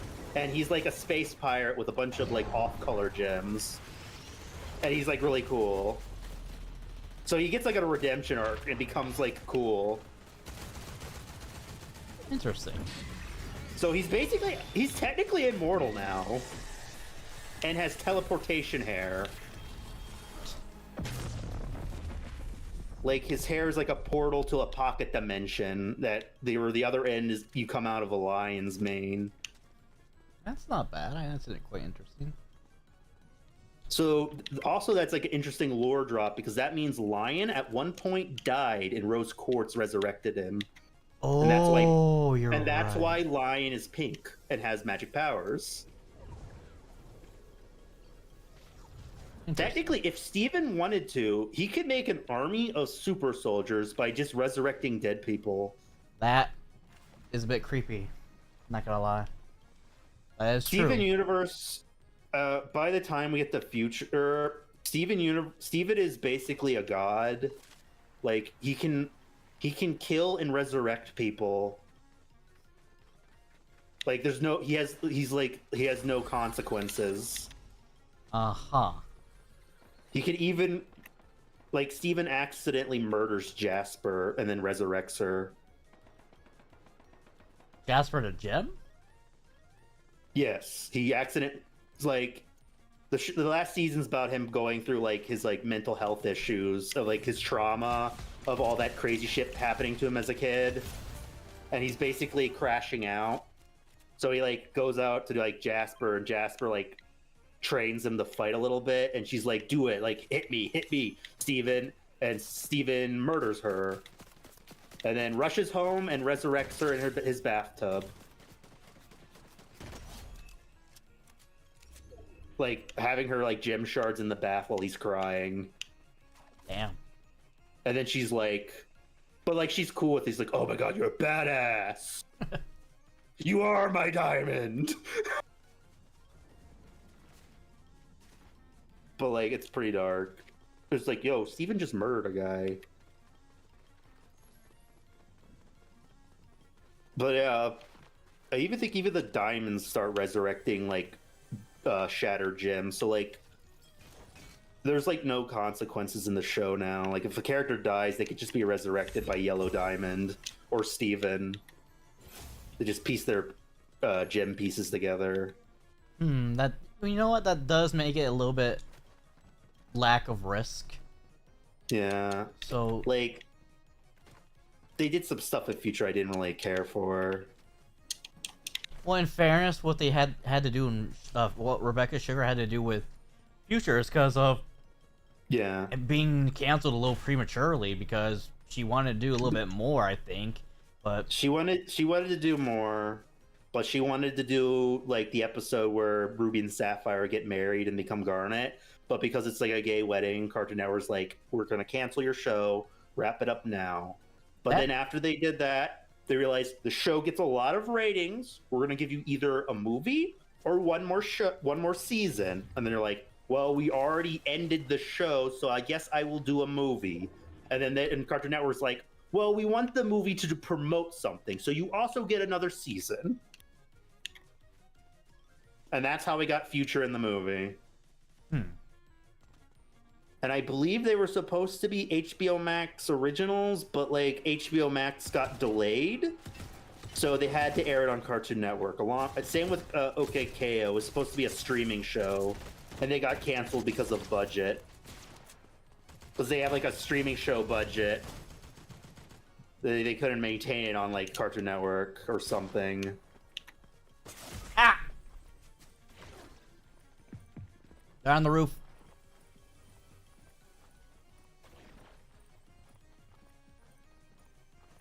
God damn, I wish I could heal it myself. And I think even the creator of OKKO explained why OKKO got canceled. And basically why Infinity Train, OKKO, and, like, Steven Universe Future, they all kind of got, like, screwed over, was because the reason HBO Max got delayed because Warner Brothers owns CNN. And at the time, a certain orange politician was complaining about fake news and was claiming Warner Brothers merging with a phone company as a monopoly just to, like, get at CNN. So he's like, you could blame the president for OKKO getting canceled. Jives on YouTube says, oh my god, bro, it's Zuko from Avatar. Are you referring to me? Or my Avatar, Jives? That's interesting. I never had that comparison before. It's very honorable. Get it? Honor? Ha! Oh, so I went back to the lobby, Dakota, just letting you know. Yeah. Wait, what's that? We're looking at Junie. Oh, welcome in, Jives. I hope you're having a good time zones to you.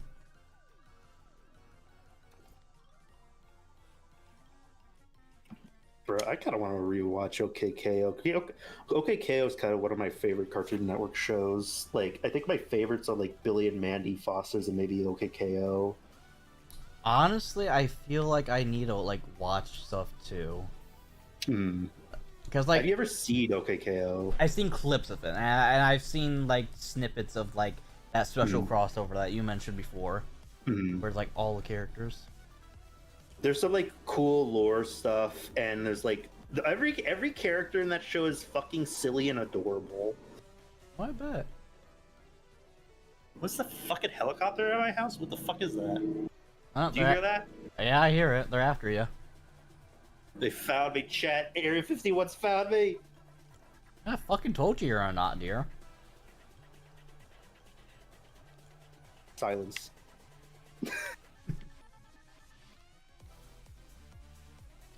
Yeah, like OKKO had an ending, but like I kind of like I want them to do either a movie or like a spin-off season where it's just kind of like they make like a fourth wall break, where it's like, didn't we end already? Like, yeah, this is just kind of like a in-between movie. I'm pretty sure. So like, I'm not gonna spoil what happens to the show, but there's kind of like a twist villain or whatever, right?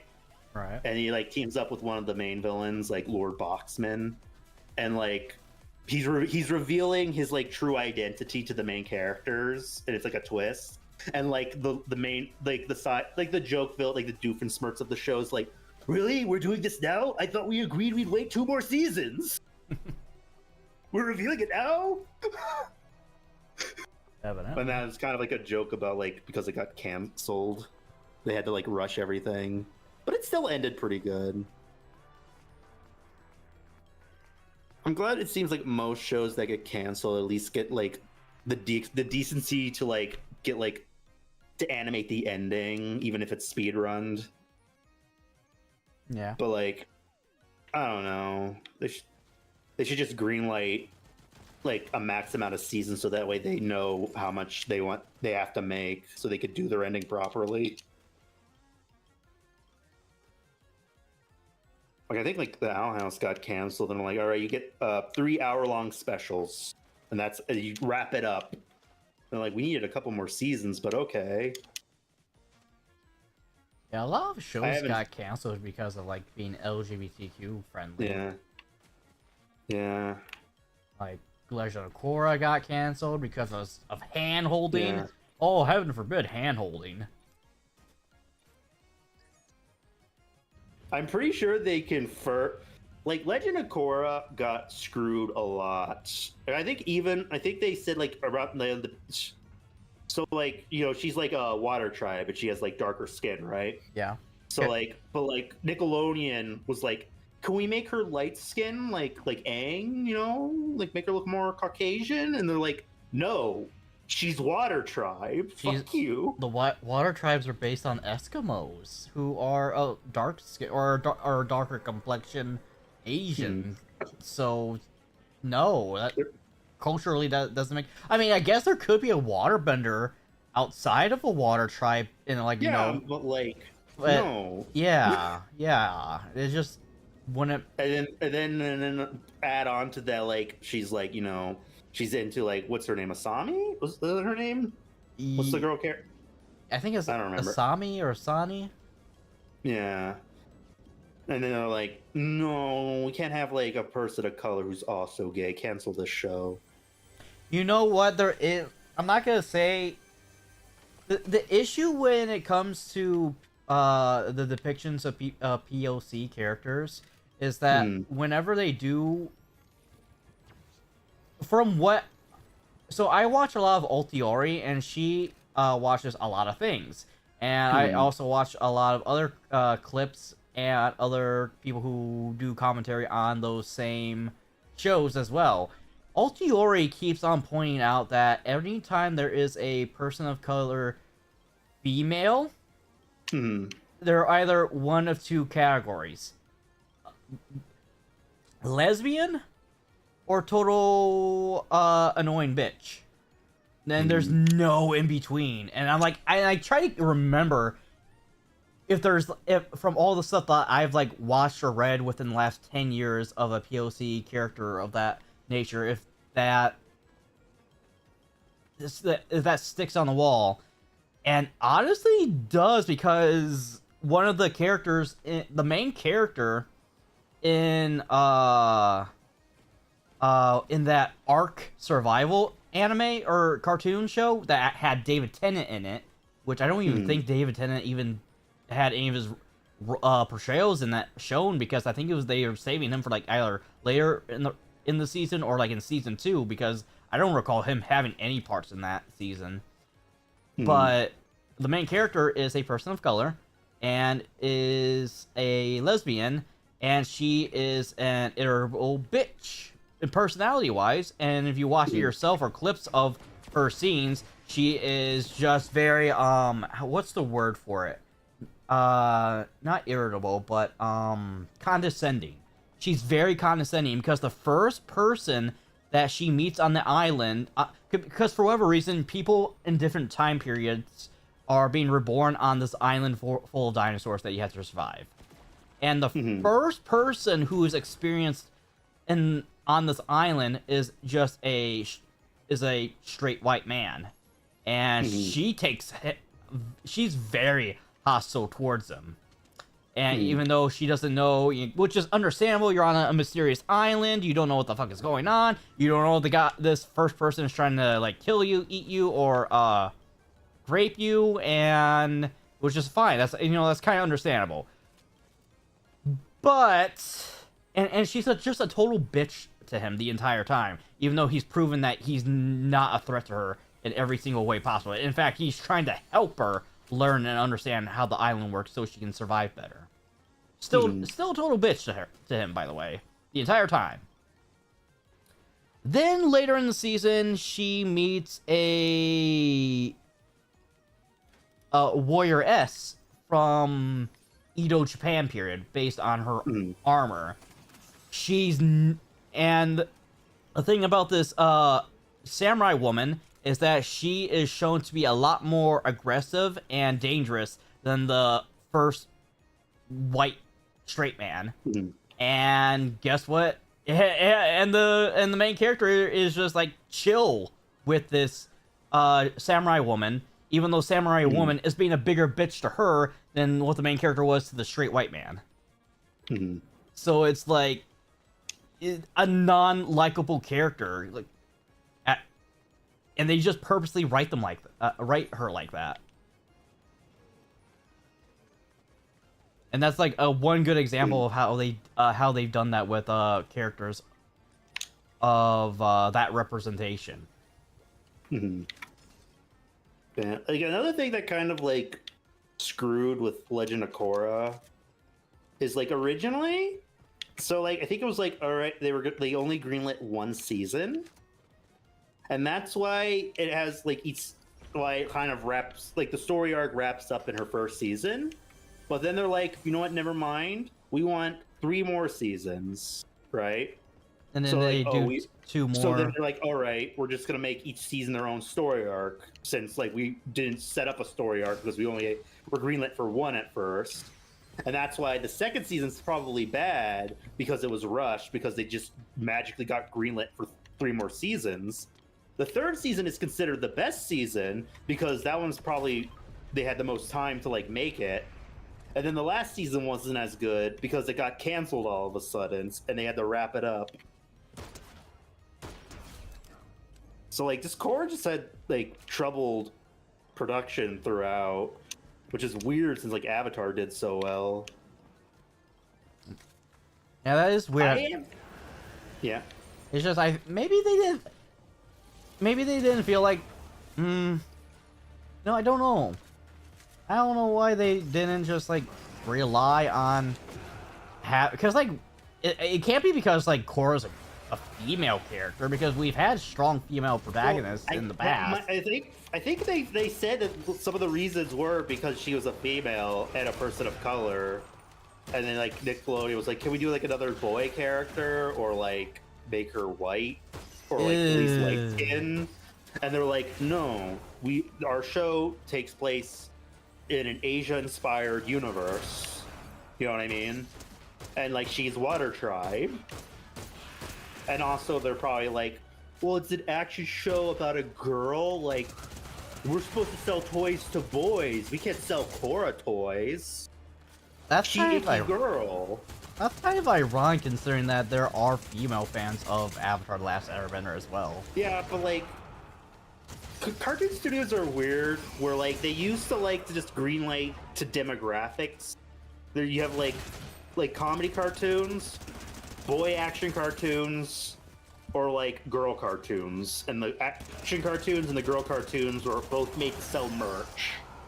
And if like the reason like a show like Young Justice got canceled is because it had too many female fans and they couldn't sell merch.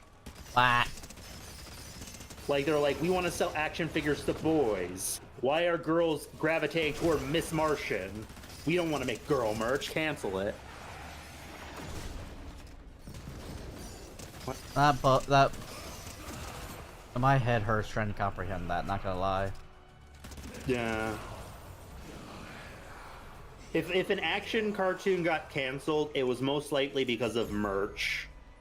Like, I believe there's that Gendy Tartakovsky show, Symbiotic Titan.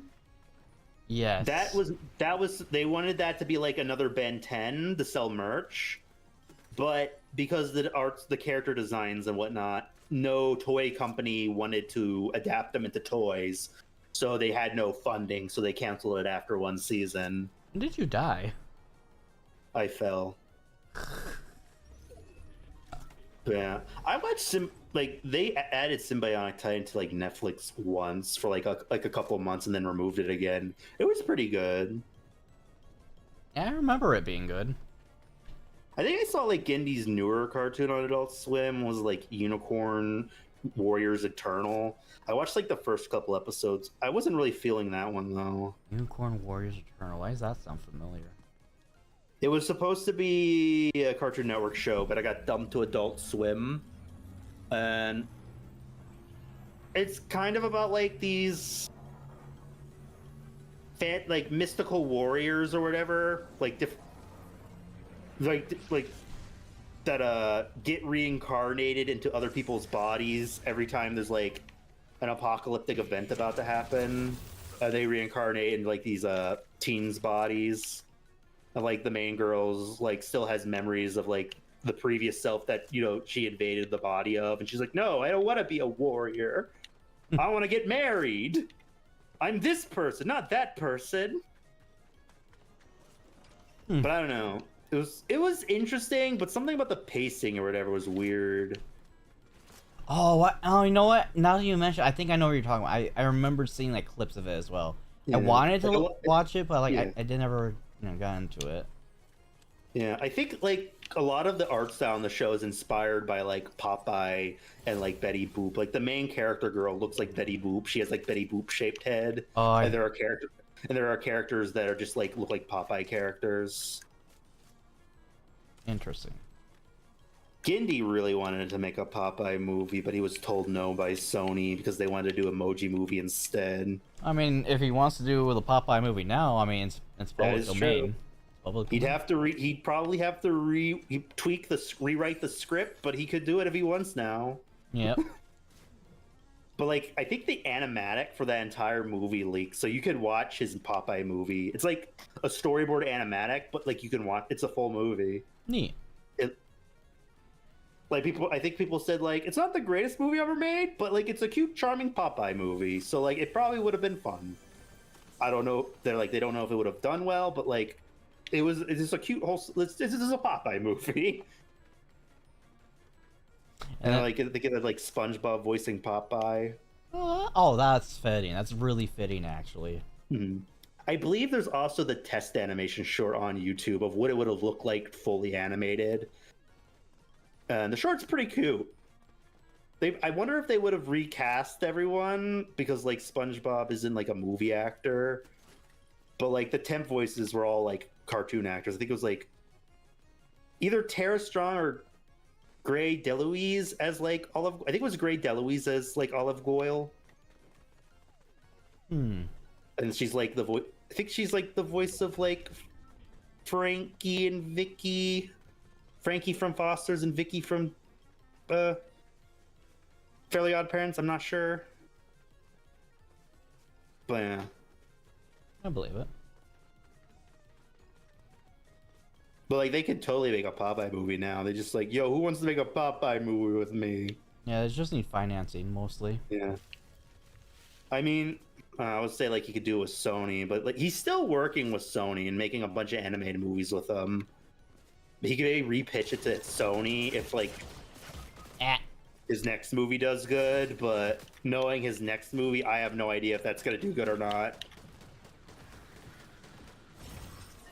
Do you know what his next movie is? It's so I'm trying. So it's Sony's working with. So no idea. It is a adult animated movie about a dog trying to avoid being fixed. Isn't that Will Ferrell movie? I don't know which one. So there's a Will Ferrell movie where like a dog gets adopted, but the owners don't want to keep him, and so they get rid of him. And so they like do one of those things where like they go out in like the middle of nowhere, ditch the dog, and then just drive home. And then the dog like makes it back to like the inner city and meets up with a bunch of. Oh yeah, that movie was called Strays, right? Yes, I think similar to that. I believe this movie's about basically like, oh, I'm gonna get fixed in the morning, so let's have one night out of town while I still have my balls. And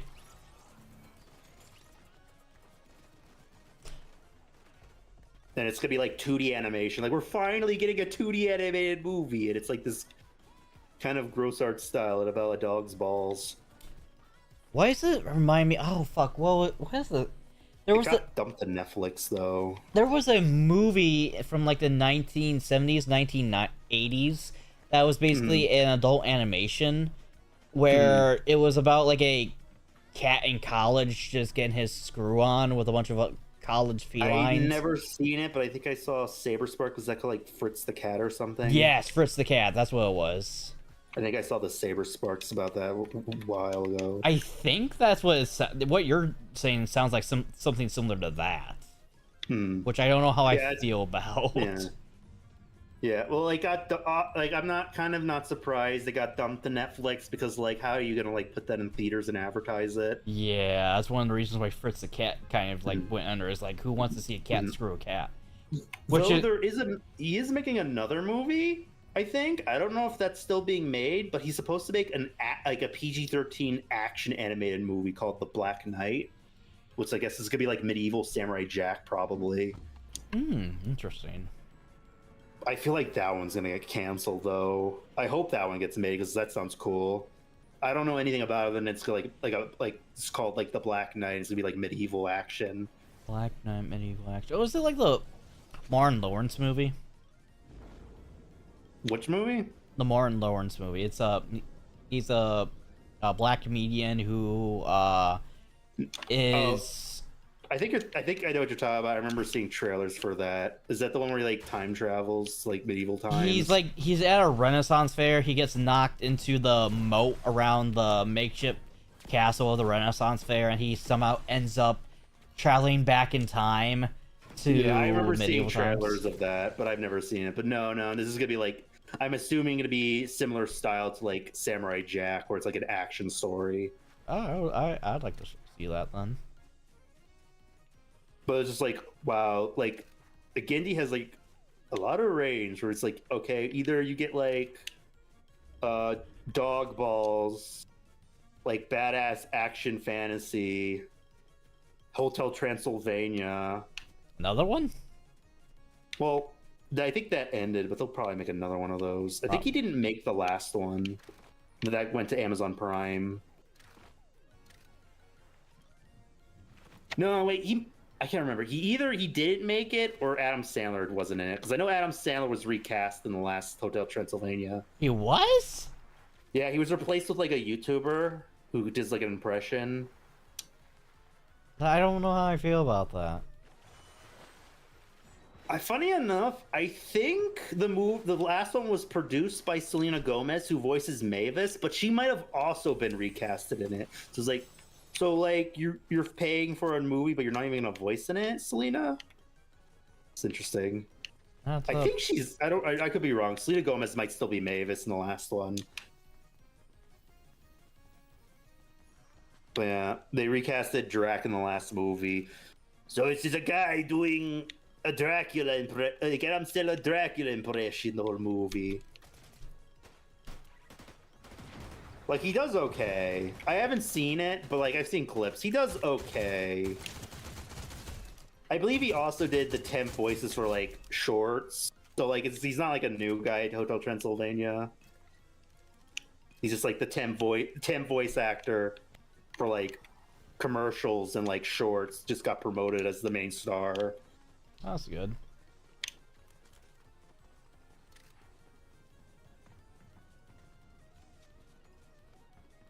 I know like people were mad at the last Hotel Transylvania because the Invisible Man wasn't hot.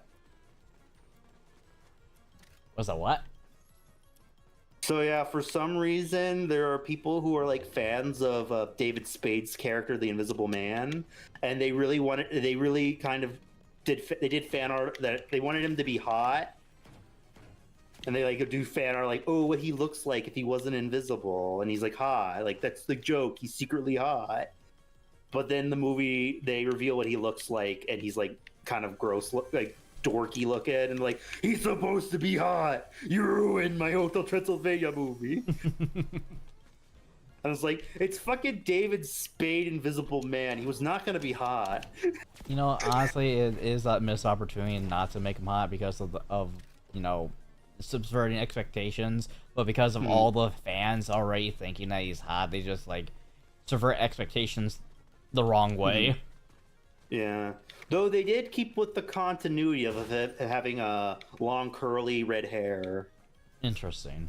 They kept that. There's like a joke in like the first movie where he's like Drax making fun of John. He's like, "Oh, his stupid red long curly hair." He's like, "What do you have against red long curly hair? What? Why are you so offended, Invisible Man? What's wrong? I have red curly hair." How am I supposed to know? You're invisible. I remember that.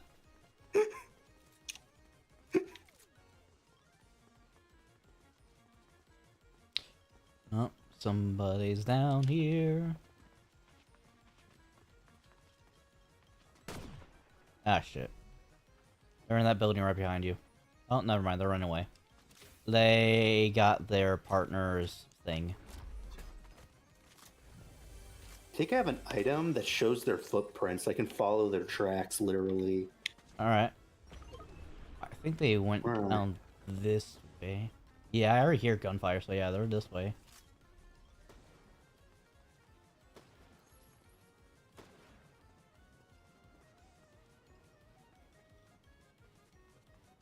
Do you think the new Powerpuff Girls will be good?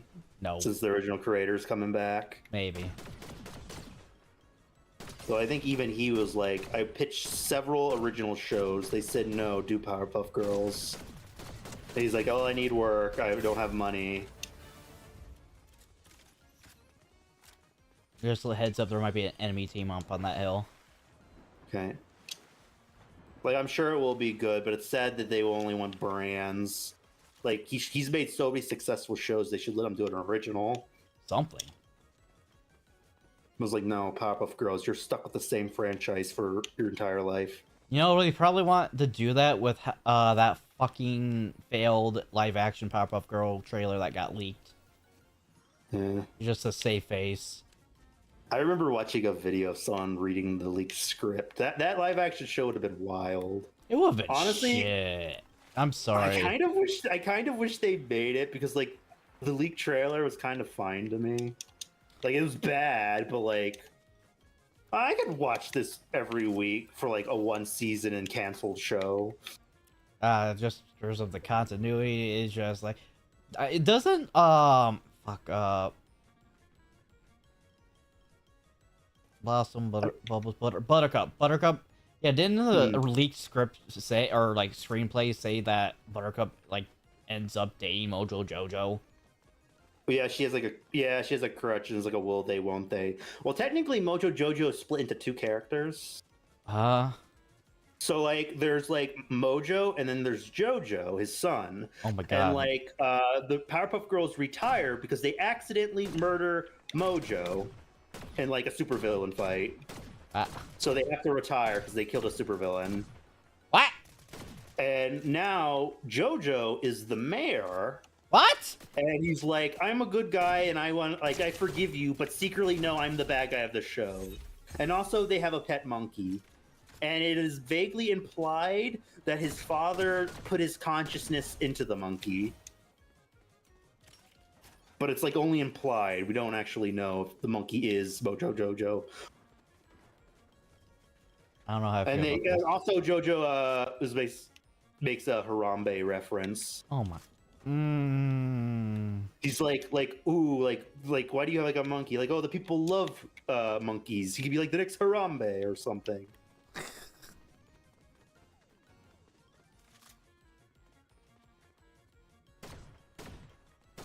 Also, I think there's like a scene where like, so like they go investigate in a bar to like talk with the Rowdy Rough Boys, who are just kind of like male strippers or something.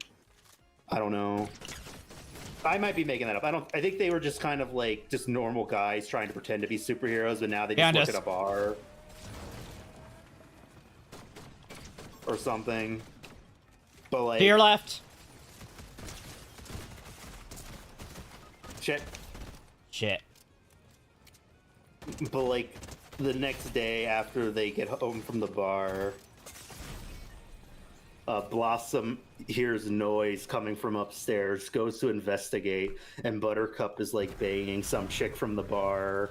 And she's like, oh my god, ew. And she's like, it's okay, we're finished. And like, yeah, 7 times is good enough. Oh, okay. This is a show based on a cartoon about toddlers. I don't really understand the logic of like making an adult reboot where it's like very raunchy.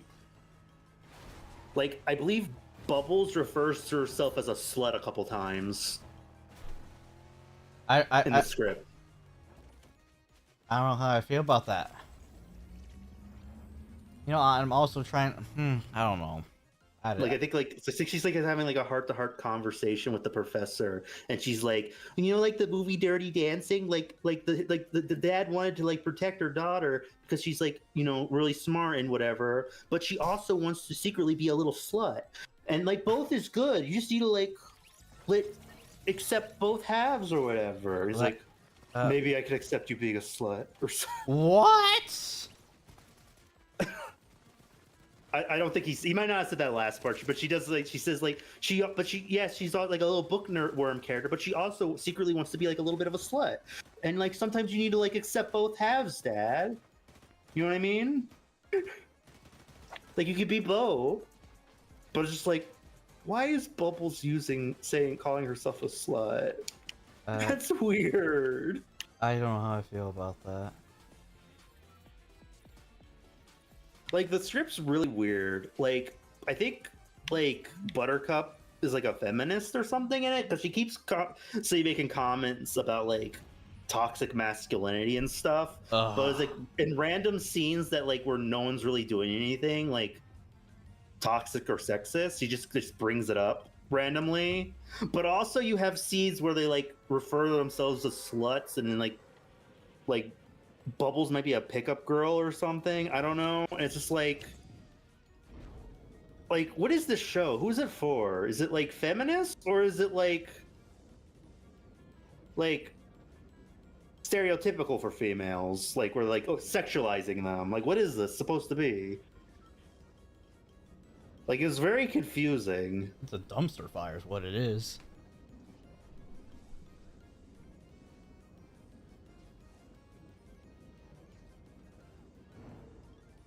I think people said the only character they got right was Miss Bellum. Like Miss Bellum was still kind and nice.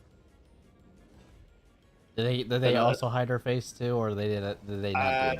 They probably won't. Like, I think the professor is played by like the one guy from Scrubs, and they were kind of gonna make him like No, Dad. is that why the professor is the other guy from Scrubs? Yeah. So like, I think it was gonna imply that like the professor hoaxed all the monster events, where like he created the monsters so that way his daughters could like fight monsters, so that way he could sell merch. Oh, But then again, that could have been a red herring. It does cliffhanger where he goes into a secret lab with a bunch of monsters. And like the Powerpuff Girls stopped fighting crime when the monsters mysteriously stopped. And now the monsters are coming back. And like it's like, oh, it's because the dad wants to get the girls back together to fight crime like the old days.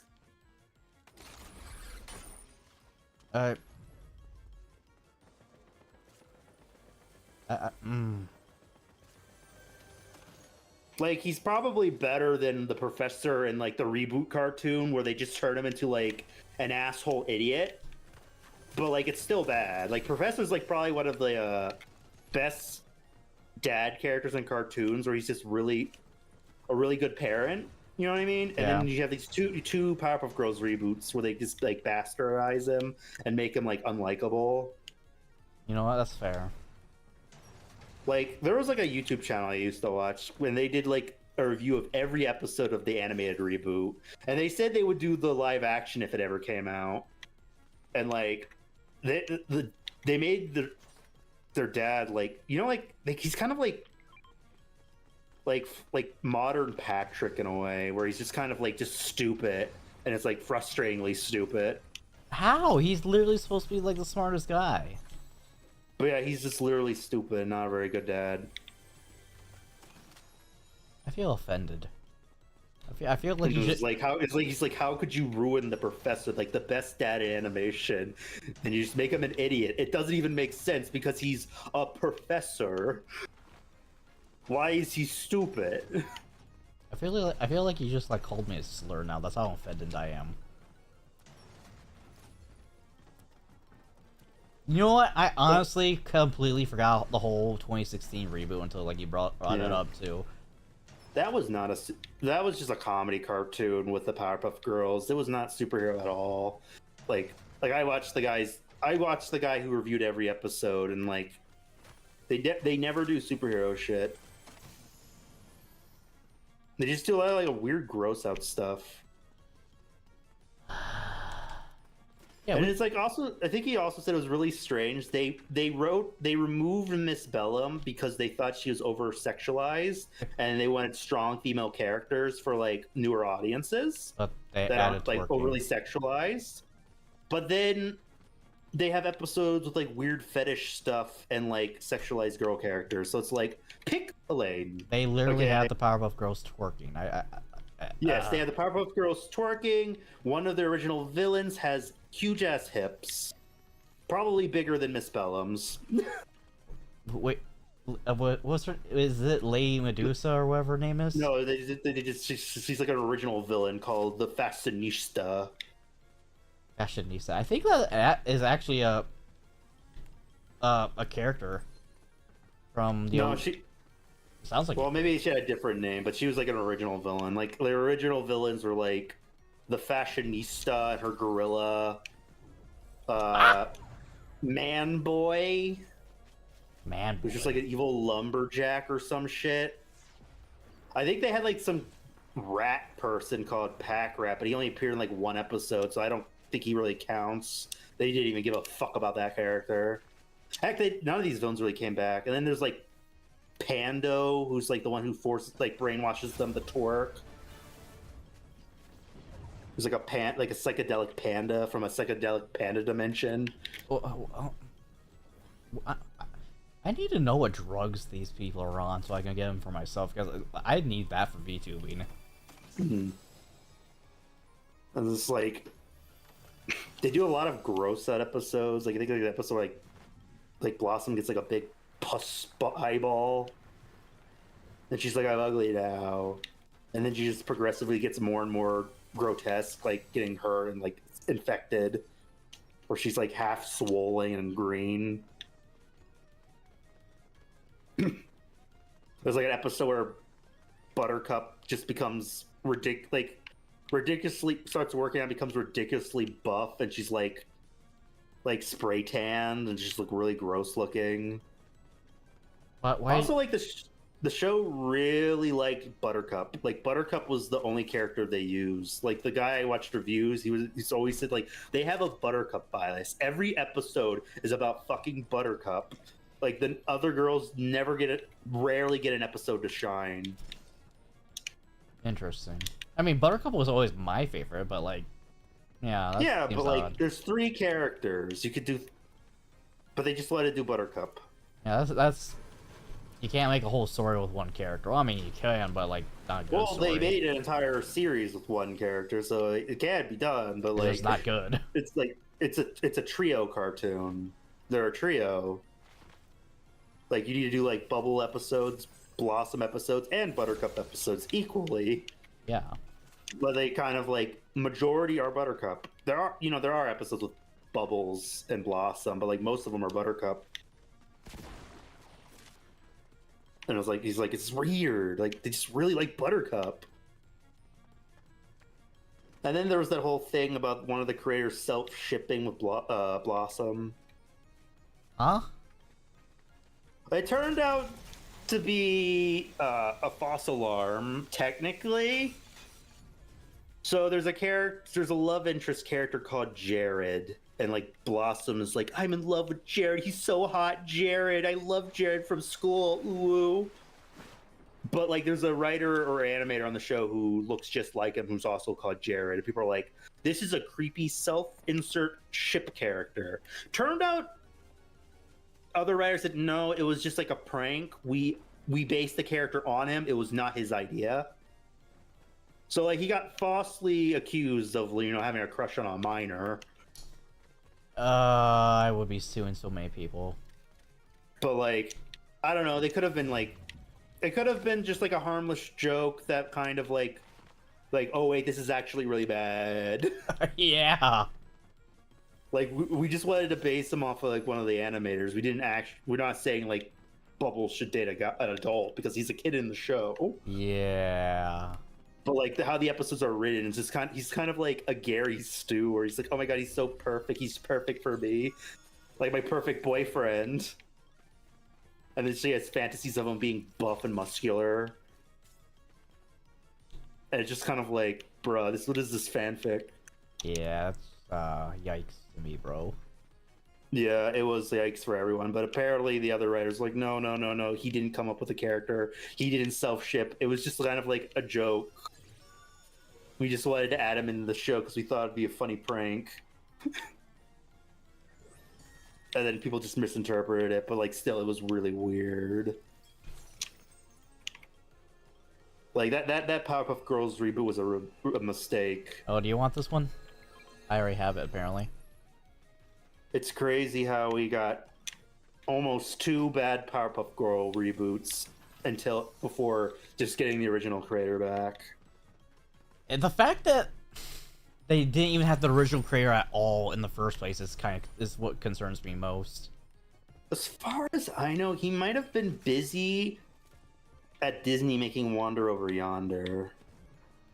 And just had no interest in making a Powerpuff Girls reboot. I forgot he did Wander Over Yonder, and that only lasted like a season too, didn't it? It was like 2 seasons and it got canceled, and he wants to do more, but they canceled it.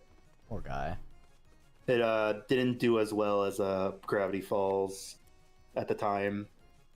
It was really good and well animated too. Who was that one? She sings "I'm the Bad Guy." I forgot what. Lord Dominator, I believe. Yeah, she can dominate me. That's for sure. Yeah, I think he also did another cartoon in the 2020s on Netflix called Kid Cosmic, which is like another like superhero kind of show. But I've never finished it, but I did see clips. Apparently they introduced kind of like a superhero Men in Black or whatever, and the 3 government agents are just adult Powerpuff Girls. Like they're just the Powerpuff Girls as adults, but like they just legally can't say they're the Powerpuff Girls. Really? Huh. Yeah, they're just like, they have like the same hair, but they're just like Men in Black. That's interesting. People are like, "Yo, are they actually the Powerpuff Girls, or are they just like different characters?" It's like, I don't know. You can trip however you want. Legally, they're different characters, but they could be the Powerpuff Girls. I don't know. You have to ask Cartoon Network and Netflix. That's actually kind of cool. Not gonna lie, that's actually smart. Just like they're just adult women with similar haircuts. Like and different and just like black suits. So like and they even got sunglasses on too and everything. Yeah, they have like black suits and sunglasses. The only thing they just have like the Powerpuff Girls hair. Like blonde, black hair, and like red hair, or Blossom have brown, I don't remember. A Blossom is a redhead, I believe.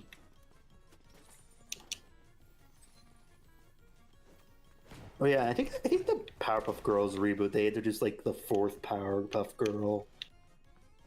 Yeah, oh, Bliss. I forgot that I think the reviews I watched said she had potential, but like they just don't do anything with her.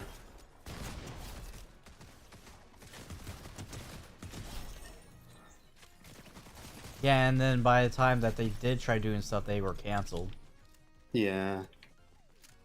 She's like their older sister, like one of the professor's failed experiments or something. Yeah. Something about like her powers were like she used chemical Y or some. He used chemical Y for her or something, and like so she was just unstable. And she just when she has like a tense emotion, she just explodes like a bomb. I feel that.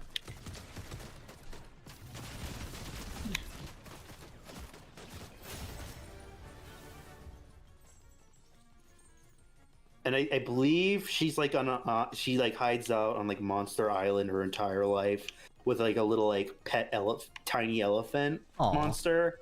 But then plot twist, the tiny elephant monster was him the whole time. Was the professor? No, him. Oh, him. Yeah, and he like fuses with Bliss to get her powers and becomes like a godlike monster, and they have to stop him. Huh. But like him's already kind of like a god. I think him might be one of the only villains they really used from the old Powerpuff Girls. I think they did one episode, only one with the Gangrene game, but then like it was like him. They only used him, and I think they used Princess a lot because she's kind of like a cell phone girl in the reboot.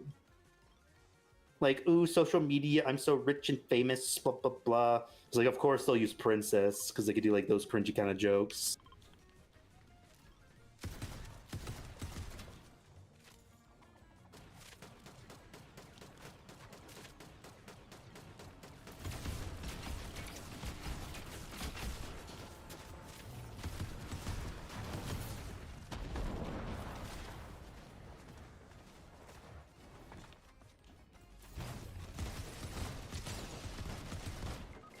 I'm down, but I knocked someone.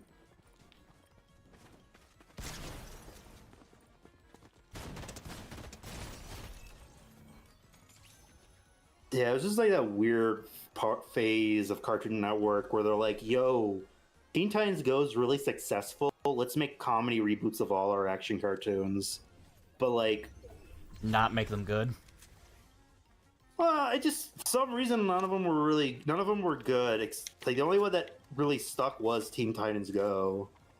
But Teen Titans Go is kind of funny. It is clever. Some redeeming qualities. Yeah. But the other ones are just, like, really boring.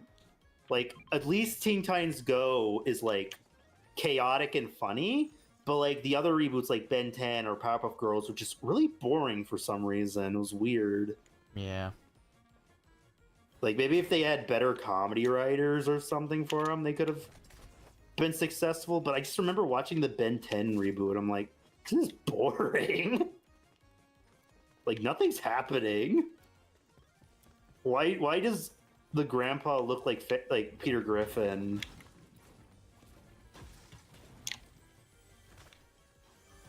I think they also did Scooby-Doo, but, like, people have actually come around to the Scooby-Doo Teen Titans Go version. Like, all right, be cool, Scooby-Doo's kind of funny. I think I saw like a clip of like that Scooby-Doo cartoon where they look like Family Guy characters, where they almost run over like a side character or something who's like, oh my god, it's a vampire. It's like, no, Shaggy, it's not a vampire. She's just goth. And then it cuts to Fred with like a steak and some garlic, and he like angrily slowly puts it down.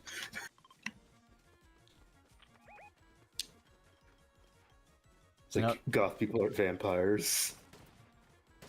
Legally, this is true.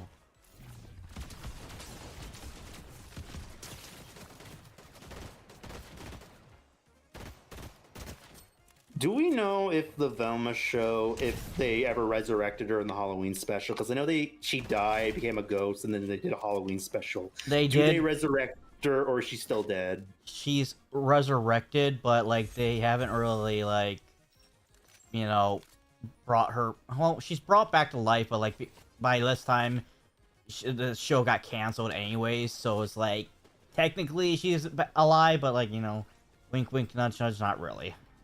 Yeah, it'd be funny if it just ended where she's just a ghost. That's what a lot of fans said, that's like their personal canon ending. But yeah, to our left.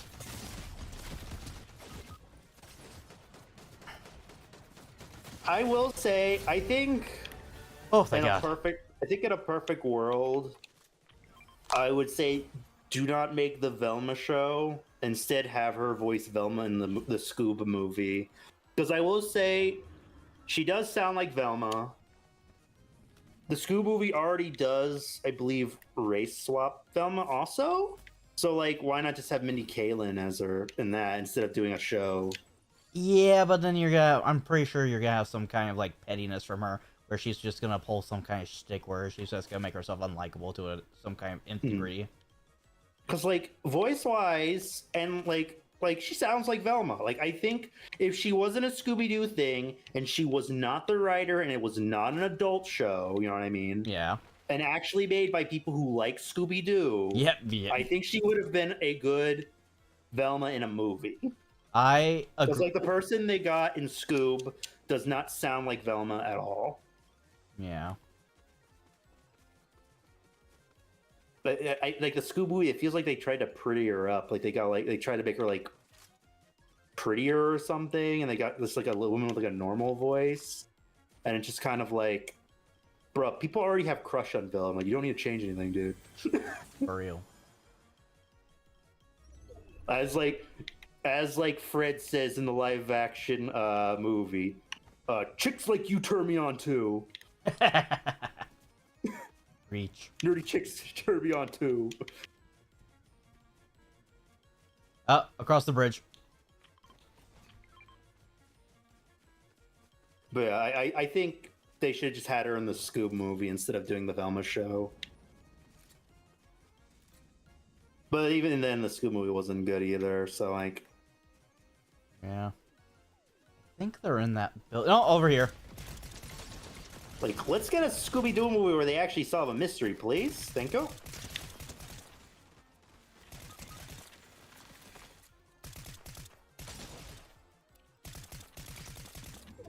Come towards me. To your right.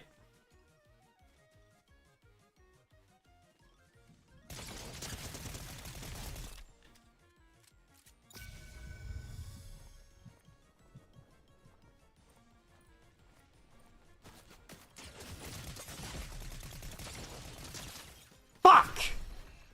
Damn it! GG's. GG. Oh, I got killed with a rare too. Son of a bitch. The funny thing about like the Velma show though is I don't think they were legally allowed to use Scooby or Shaggy.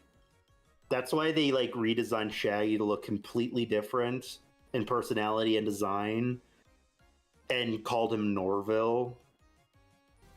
Interesting. I went back to lobby, by the way. And I my theory is the reason why they changed Shaggy and like weren't allowed to use Scoob is because they're the most marketable to kids, and they don't want like brand confusion. They don't want kids to Google Scooby-Doo and see like Scooby-Doo like humping something or like ripping someone's skull open.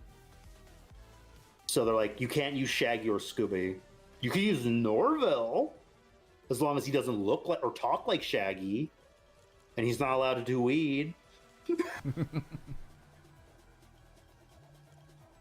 Yeah, but like people are gonna know. Like, yeah, it's like one of those we things. we know it's Shaggy because Norval Rogers is Shaggy's real name. Yeah. But like, they can't use the name Shaggy, and they can't use Scooby Doo because they don't want kids googling Scooby Doo and seeing Scooby's penis or some shit, or like murdering someone. You know what I mean? Yeah, not something Like, for kids, you know. They don't like you could use Velma, but you cannot use Scooby Doo because that will hurt toy sales, and parents will be mad. But at that point, why make a Velma show? Yeah. Well, I mean, if you're gonna do a Velma show, why are the other Scooby Gang in there and not Scooby? Because what makes Scooby Doo is basically Shaggy and Scooby. They're like the main characters. If Shaggy and Scooby were in there and they were accurate, they would basically steal the show and overshadow Velma. So they just had to like get them out. But then it's like, why even have Norville, Fred, or Daphne at all? I don't know. I never know. I guess then it wouldn't be like a Scooby-Doo show. It would just be like a girl in like an orange sweater. Something. I mean, might as well have been with how mean-spirited it was to like anyone who actually was a fan of Scooby-Doo in general. I know there's theories that it was supposed to be an original show, but like HBO Max was like, no, we want it based on something because that sells. Can you make it Scooby-Doo? Like, oh my god. Well, we just wanted to do like a parody of like mystery teen shows, like say Riverdale or some shit. But okay, we can make it Scooby-Doo. Scooby-Doo. I'm gonna go to the bathroom real quick. All right.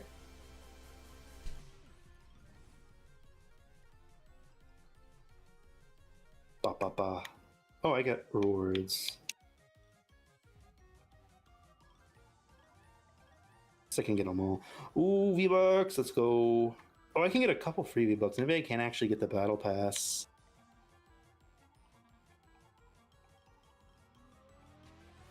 Ugh, it's hot in here. I hope it starts to cool down soon. My room's really hot. But how's everyone doing, chat? My chat, Jebby's chat. How's everyone doing?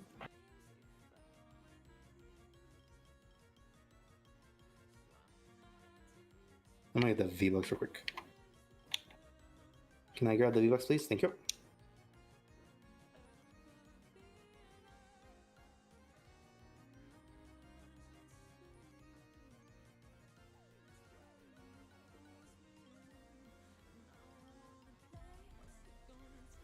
Actually, that looks sick as fuck on Harley Quinn. I'm equipping that.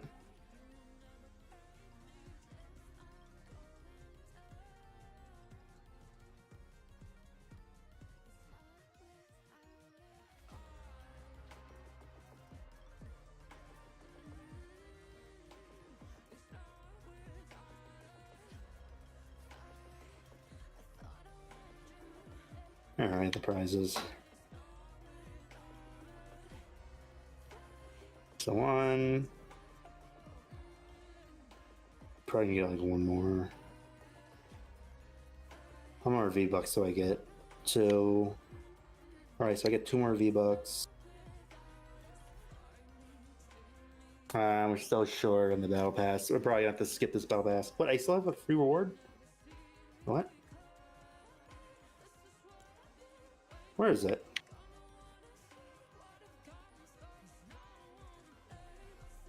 I don't have another free reward. I got them all.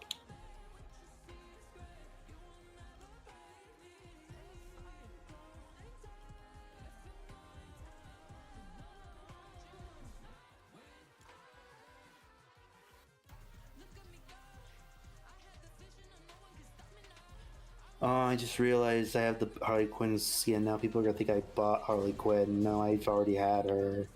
Oh no, people are gonna think I spend money on Fortnite. Oh no. They're gonna think I'm a noob who buys stuff.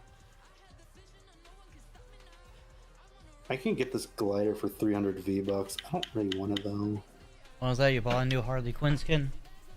No, I didn't buy a new Harley Quinn skin. I just already have it. I don't believe but you. People are gonna think I bought it. I believe that.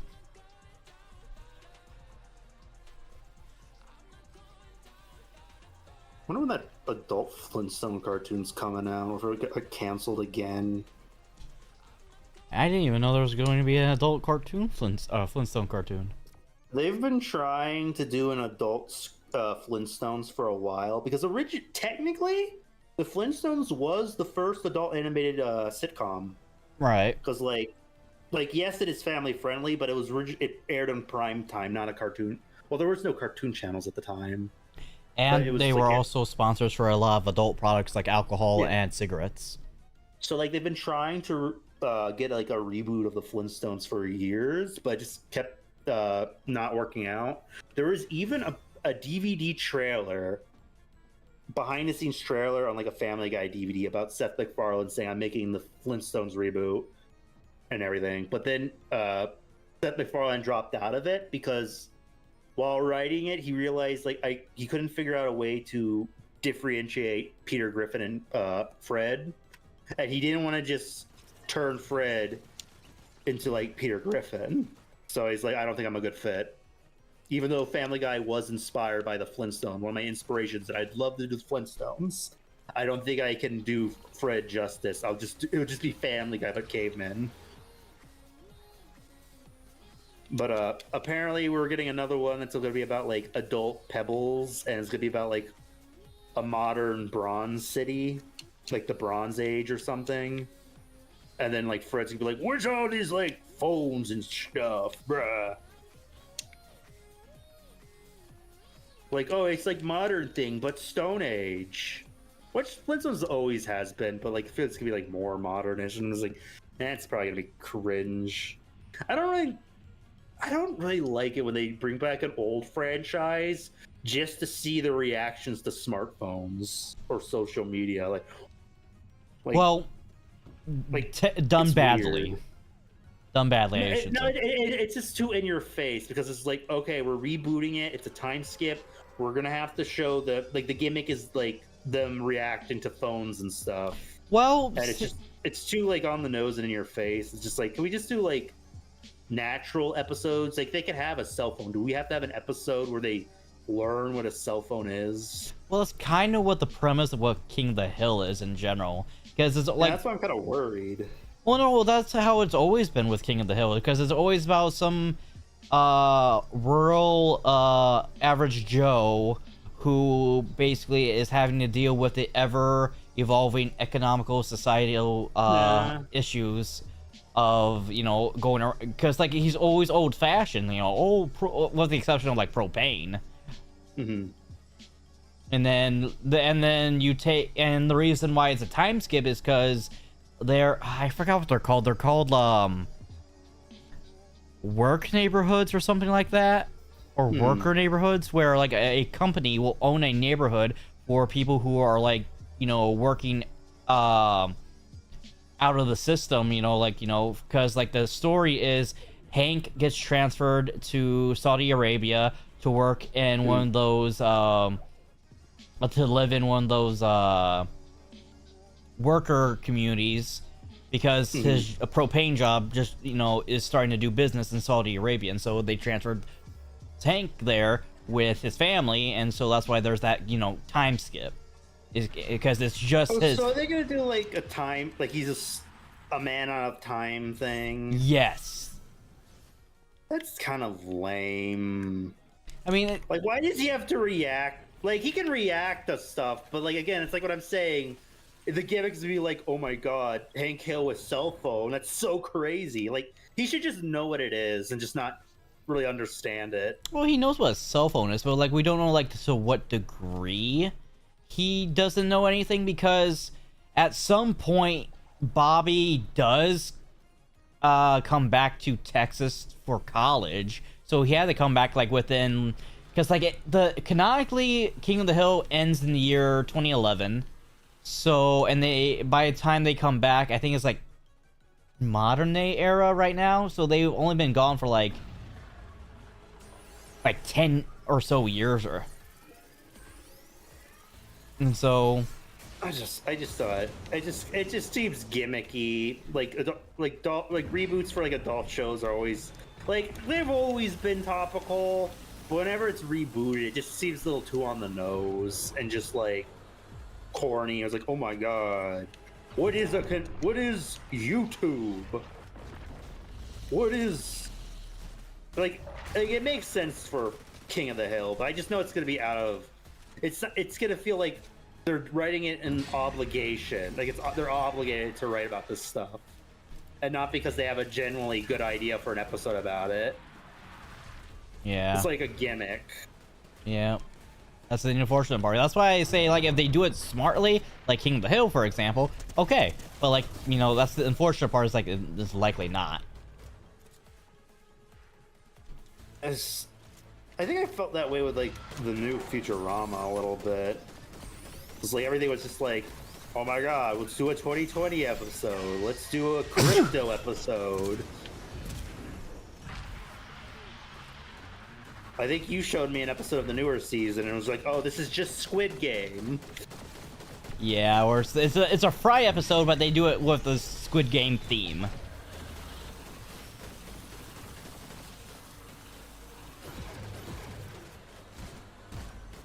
I wish sci-fi shows like Rick and Morty or like Futurama would focus on like you could take inspiration from sci-fi movies, that's fine, as long as you do like an original twist and make it an original story. Yeah. But a lot of like modern Futurama and Rick and Morty is just like, oh, remember this franchise? We're doing a parody of that.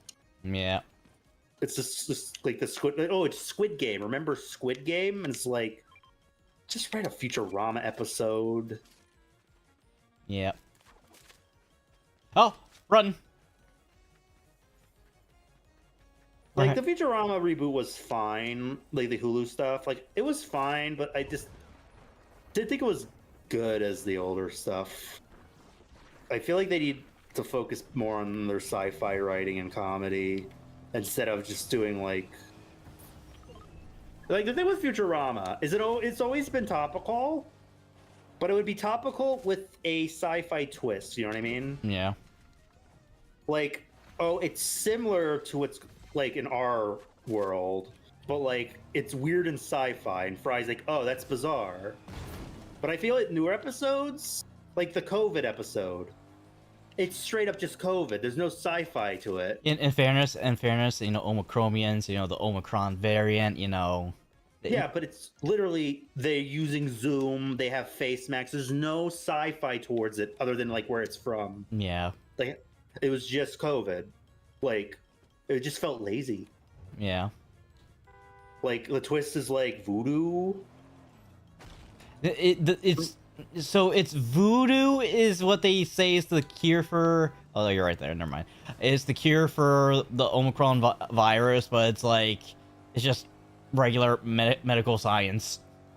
Yeah, but again, that's not regular medical science. Isn't sci-fi.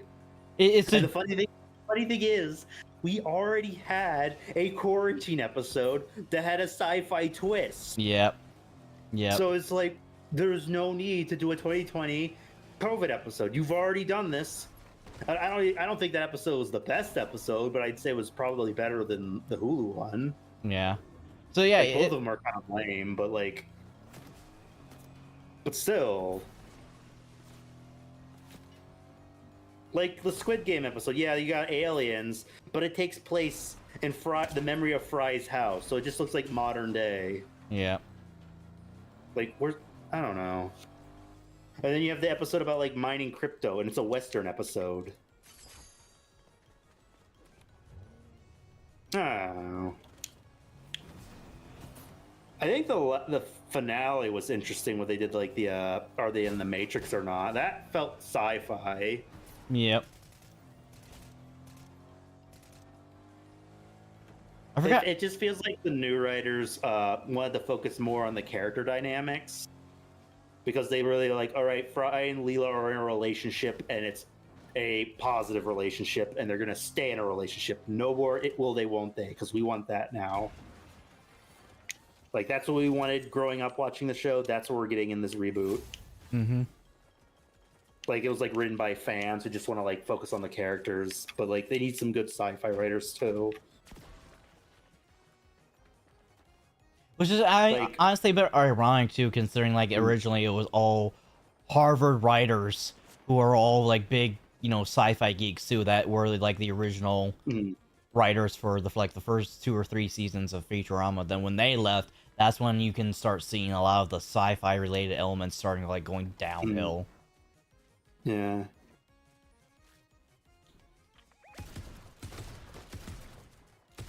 Like, I feel like even it being on Hulu, it has like less episodes a season, right? That should give them plenty of time to like make like 8 really good episodes. Bob! I feel like they just aren't. I got capped by Bob's Burgers.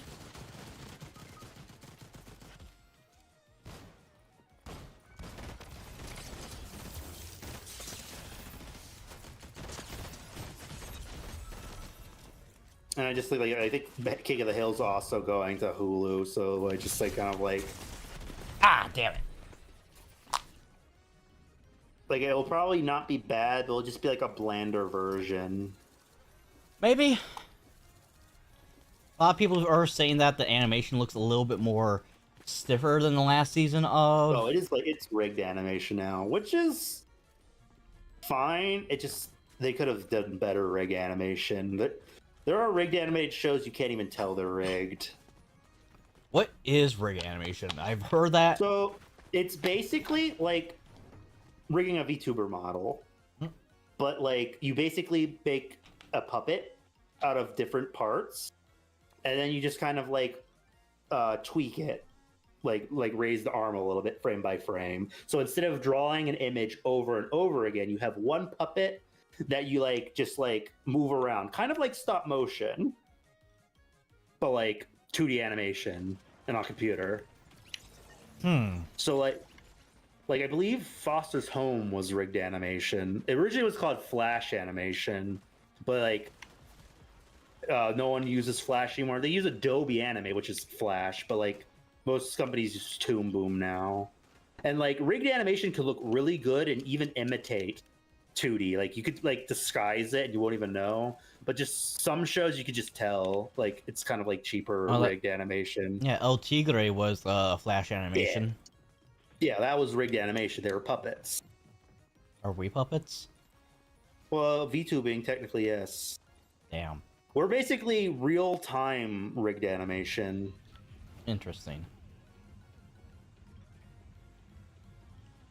Part of me wants to kind of learn how to do rigged animation, because I feel like that would be like easier to like make a cartoon quicker if I just like half-ass it. But like the software for like rigged animation is like ridiculously expensive.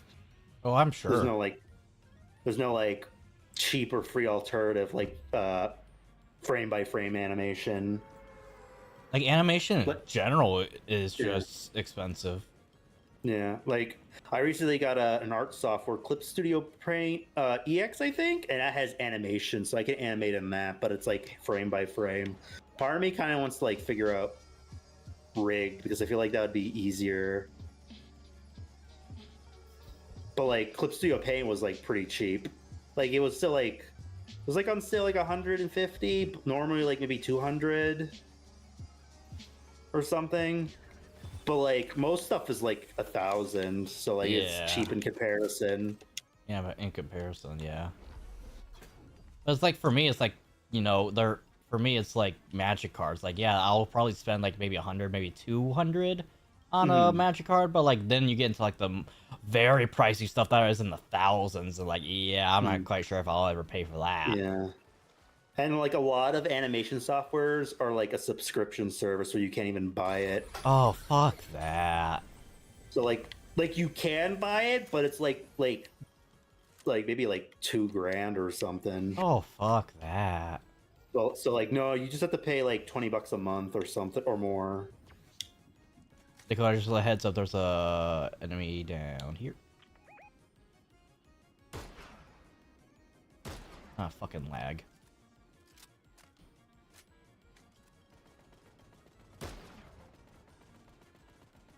Like, I believe Rick and Morty is rigged animation, and each season has gotten better and better. Same with, I think, Bob's Burgers. Like Bob's Burgers, like the first enemy. seasons look really stiff, but the recent seasons they have them dancing so fluently, it's weird.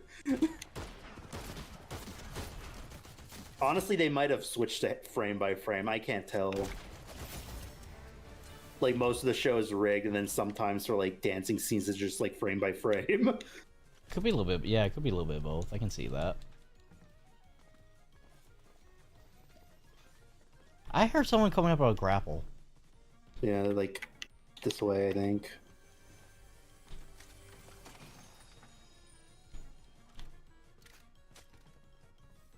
I don't like how my frames are chopping up right at the worst possible time.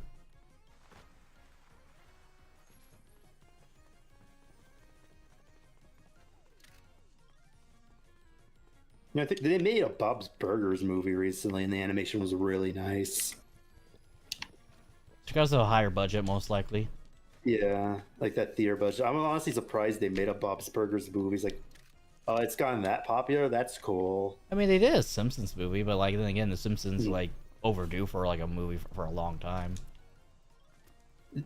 I believe they, like, when they made the Simpsons movie, it took so long to make that they had to be in hiatus because it's the same animators as the show. Oh. So, like, they're like, we can't, like, do another movie because, like, we won't be able to make a season. So, Yeah. like, they only make another movie if it's, like, the finale. Ooh, interesting.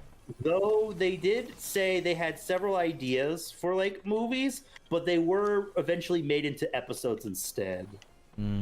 Like, I believe there's a theory that one of them was gonna be like them in the future as like adults, like the kids as adults. Those became like holiday specials they do every once in a while now. Yeah. And the other one was gonna be like making the aliens canon and have them invade Springfield, but they just did that as an episode. Wait, the aliens aren't canon? Well, technically, they only appear in Halloween episodes or cutaway gags. So, like, they're technically kind of joke characters for the Halloween specials, but, like, no, let's do an actual full episode with the aliens invading, like, abducting the Simpsons.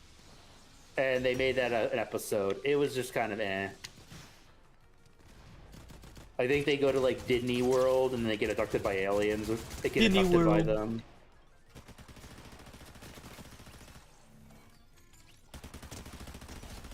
Like Homer teams up with a bunch of vegan aliens or something. In the face.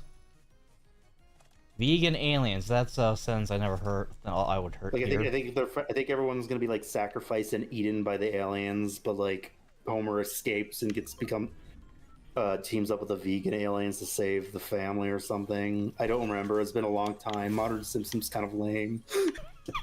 Understandable. I have heard the recent seasons have gone on like a charm, and the characters are a little less Flanderized and actually like carry for each other like a family now. Because it got to a point where like Homer was just kind of abusive, but now he's kind of like loves his family again. So that's good. That's good. It's still not for me, but I'm glad people are enjoying it again. All right. Like it's same with SpongeBob. I do not like modern SpongeBob, but I will acknowledge that they have improved on things that I didn't like, and people like it now. So like it's still not for me, but I'm glad it's decent again. Like it's a different show completely, but from what I've heard, it's decent again. Like I think SpongeBob's just like Looney Tunes now. Interesting. Not really like Looney Tunes, but they just I don't know. They kind of just treat the character like Mickey Mouse or Looney Tunes, or they're just silly adventures. Yeah, I could be wrong. I don't know. Woo! Rank A, baby. I think I heard like the Patrick show wasn't good, but then after the first season, it got like good because like it's basically the shitpost show, where it's like basically just you could shitpost, like you could just do whatever. It's like a variety show, Like, you want do a sci-fi episode where Patrick's the robot? You could do that. Like an episode set in space. It doesn't like there's no canon. It's just like skits. And it's just like this. The animator's like, oh, we could be as weird as we want and write whatever we want because it's like not really a structure like SpongeBob, but you could just write whatever. True. It's kind of like, I guess you could say it's like Uncle Grandpa. Good morning. Good morning. Morning. Yo, Pizza Steve. What's going on, Uncle G?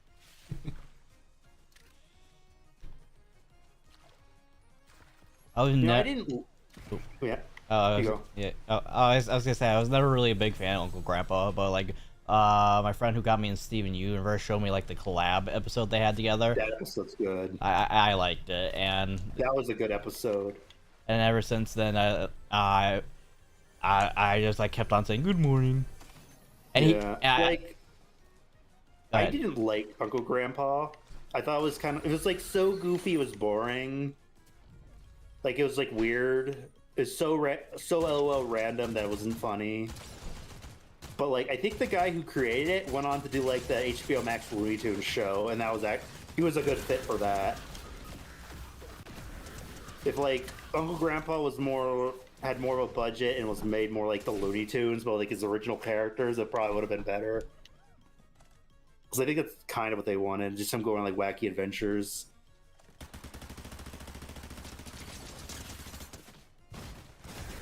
Uncle Grandpa is the uncle and grandpa of everyone in the world. How does that biologically work?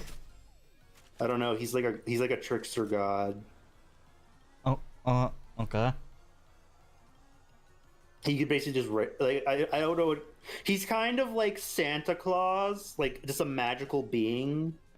But like, instead of delivering presents, he just like he visits kids and helps them with their problems by going on like LOL random adventures. Okay. But like they kind of like abandon that and just do episodes of him in his RV. Okay. So that's an interesting plot for a show, but they don't do it. It's kind of like Aqua Teen Hunger Force, where like they originally pitched it as like a detective superhero show, but then after the first episode, they just like hang out in their house. You know, that's a fair comparison. It's like, okay, this is the plot of Uncle Grandpa, but we're not gonna do that. We're just gonna have him do randoms. We're gonna have him like talk about like wanting to eat oatmeal for 10 minutes. Same. It's like, it's oatmeal day. I love oatmeal. Oatmeal. I get kind of angry when I don't get my oatmeal. Uncle G, where's the oatmeal? Oatmeal day. Guys, we all have oatmeal.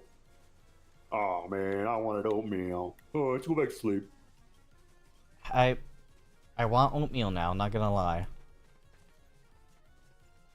And I have oatmeal in my cupboard too. I think I'm gonna have oatmeal after the stream.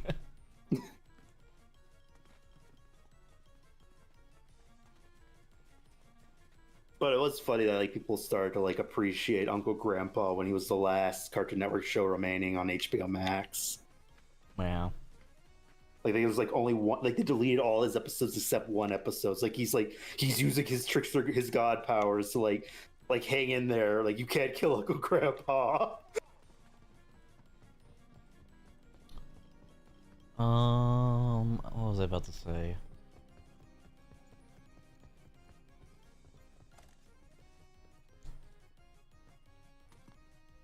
You know, it's kind of, I think like I like the part in like the end of the Steven Universe crossover where he's looking at his list of kids to visit after Steven, and it's just like a bunch of Cartoon Network characters crossed out. He's like, okay, Billy Mandy, Ben Tennyson, blah blah blah.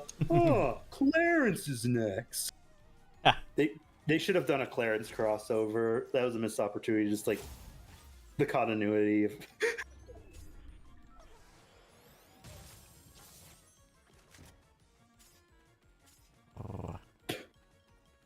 A.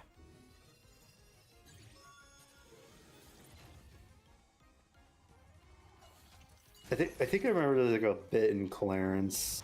Have you ever heard of Clarence? I haven't watched it myself personally.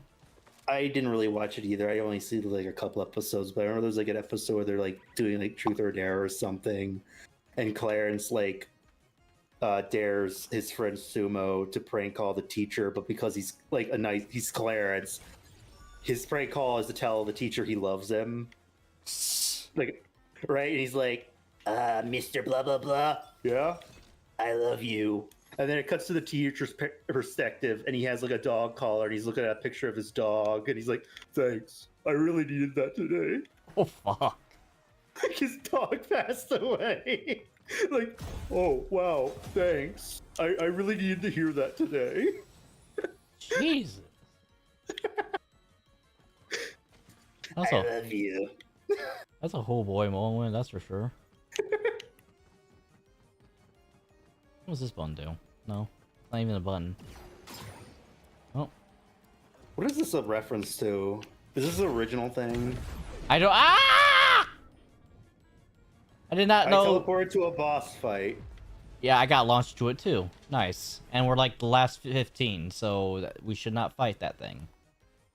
I'm not.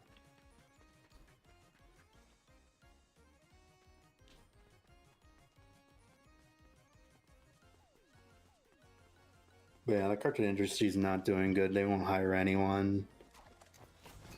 Unless it's like a reboot. Reboot, remake, something else, or if you have an original story, haha, no it's not, because it's just gonna have something painted over it. You know, it's with all the Cartoon Network sequels they announced, it's like, could you do more Infinity Train? Like, that got canceled. Can you bring that back? And like, do the last couple seasons you told the creator you were gonna let him make? Do something. Infinity Train was pretty cool. That got violent. That show got violent. Some like graphic deaths in that. Like all cartoons these days. I think there's like a part where one of the main characters, it's like an anthology show where each season is like a different character on the Infinity Train. One of the characters like kicks one of the bad guys into the train's tread wheels, and he just grinds up. Oh, damn. Like, he's made out of chrome. He's like from a Mirror World train car, so like he's just bleeding like chrome blood. Oh, But it's like really graphic. neat. I think like another like there's like these bug things outside the train, and they like suck your life force, and they do it to someone. They disintegrate into a skeleton. Oh, that part I think I did see. Yeah, I've only saw the first two seasons. I gotta watch the last two, but you can't watch them anywhere. Well, They're deleted.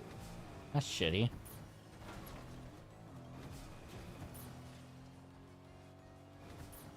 Oh, look, a crown. It's crazy how everyone was like, Infinity Train was, oh, Infinity Train's gonna save Cartoon Network. It's gonna be like the new Steven Universe or Adventure Time. And then Cartoon Network just like, no, it's not. We're just not gonna like air it much and like just cancel it. People. And why is there stuttering now?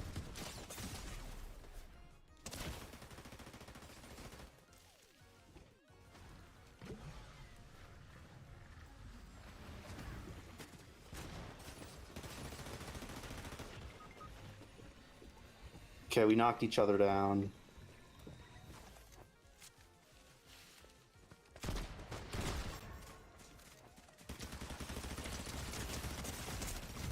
Woo! That was a fucking. Oh, fuck. My room is so hot.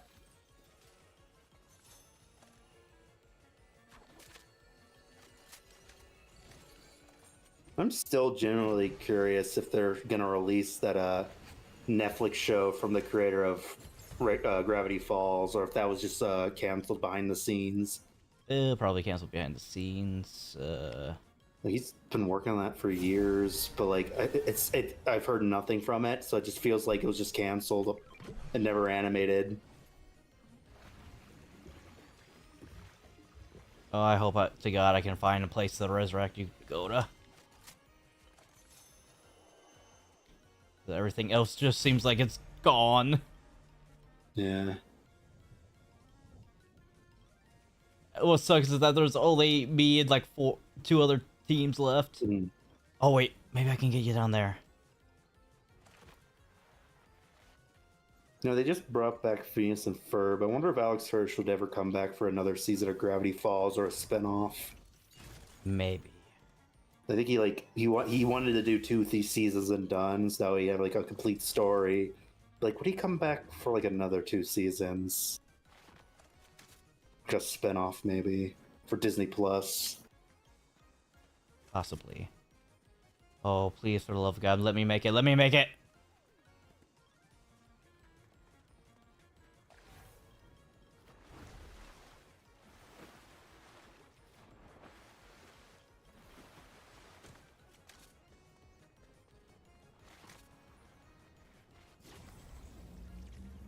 Try to go back to your body where you died if you can, because that's like probably the best spot to get like good gear.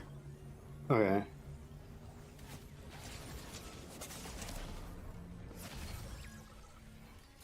Fuck you, Boy Wonder. Fuck.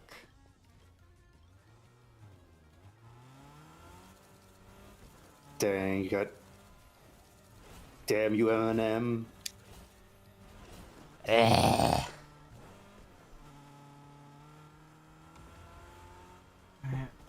Probably do one more for the night. What obscure DC character would you like to get a DC movie? Because like James Gunn's gonna do a lot of obscure, weird ones. Like weird, obscure one would you want? I wouldn't say a movie. Possibly, I can probably see like skits or like something similar to like the Harley Quinn show. Mad or Eater Lad. Saying, what would you do with him? I could see him being on like the Suicide Squad, maybe. Well, he's from the future. That's one handicap there. But like all he does is just eat shit. Saying. They could do like if they ever do like, what is it, like, what's the one where there's like the superhero team of like kids and Superboy and like the future? Legion of like, Superheroes. They could have him in like a joke character in that. Oh yeah, I was gonna say they could do Legion of Superheroes again, but I'm kind of curious how they would follow up with how they did the 2000s WB kids Legion of Superheroes. I liked it. I remember when it was first coming out, but like I hated Superman for some reason, so like I didn't watch it. I think I got a McDonald's toy of him and was pissed, so I would just torture like freezing it in ice. I was like, yo, Ma, Dad, can I melt this thing? And like, no. Like, bam! Like plastic fumes, no. Like, God damn it! I think I remember that same kid. Yeah. I got Lightning Lad.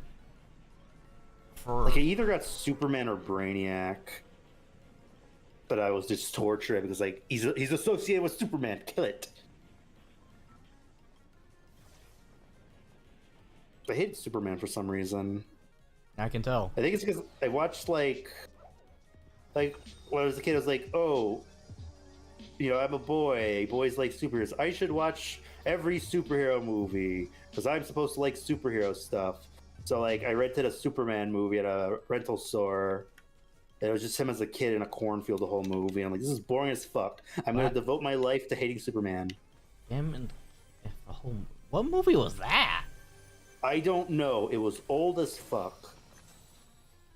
Like, maybe it was a sequel to one of the Christopher Reeves movies. I don't know. But none of the Christopher Reeves movies has him stuck in the cornfield. It was like a movie of him as like a kid, and he's just like in a cornfield the whole movie. You know what? I think I know what you're talking about. I can't remember what it's called. Could have been the Supergirl movie, because I remember seeing the Supergirl movie at the movie rental store. But I don't know if that's the one we checked out. There was a Supergirl movie at one point, but I don't think it's the same. Because I don't... I had like a funny realization a while ago. So like I have a vague... like Hamtaro? Yeah, the guinea pig anime? Yeah, like I never watched Hamtaro, but I remember getting like a Burger King or McDonald's toy of Hamtaro, and I really loved it. And I was like, I wanted to rent one of the DVDs, and I think we did. And then like randomly, I tried to like, could we rent another Hamtaro DVD? And I was like, no, you're not allowed to. And I never understood why. Like, why are we allowed to rent Hamtaro? But then, like a few years ago, there's a Sabersparks video about like this anime that's about like a woman and her pet hamster, and it's like really raunchy. And I'm like, oh my god, did we accidentally rent that by mistake instead of Hamtaro? Because it looks so similar. You know, I think I know what you're talking about, and goddamn, I would hate to have accidentally mixed that up. Like, I have no memory of watching it, but I have this vague memory of being told, no, you cannot check out Hamtaro. And I'm like, did we actually check out the Rod movie? And then there's like, this is what Hamtaro is? You're not allowed to watch it.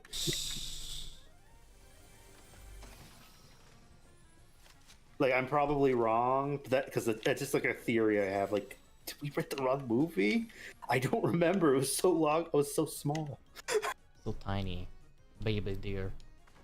I just wanted to watch a cute hamster thing. What is Hamtaro even about? You know, that's a good question. I have no idea. I just know of its existence, and that's it. It's just like a cute hamster doing cute hamster adventure stuff. Is it just like a Hello Kitty type shit, where it's just like he's just a cute mascot and like, oh, collect the little plushies of the hamster? I think so, honestly. Because it's like simple, cute, marketable. Hmm.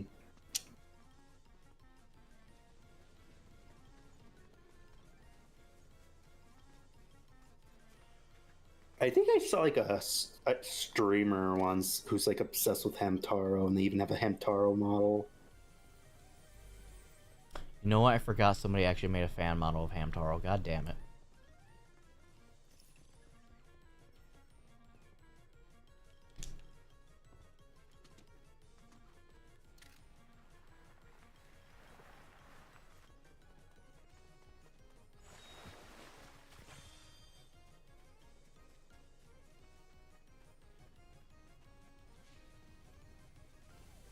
I technically drew a model art for like me as like a Hello Kitty if I ever wanted to play Hello Kitty Island Adventure.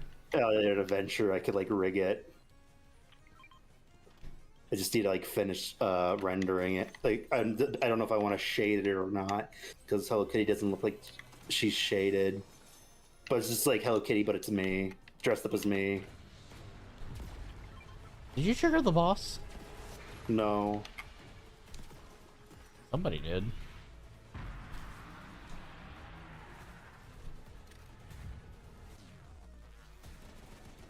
Yep.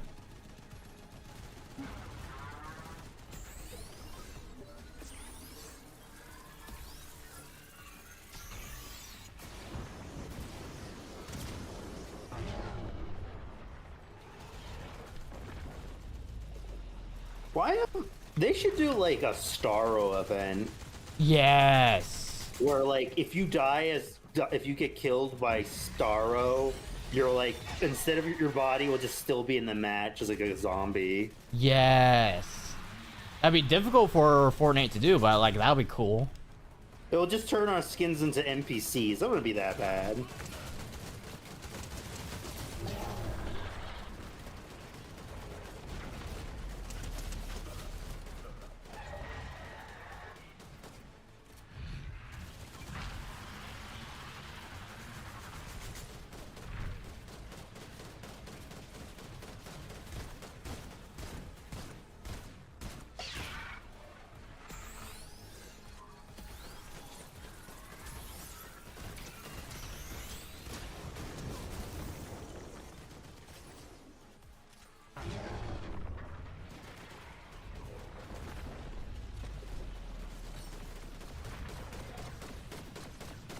Die, please, die.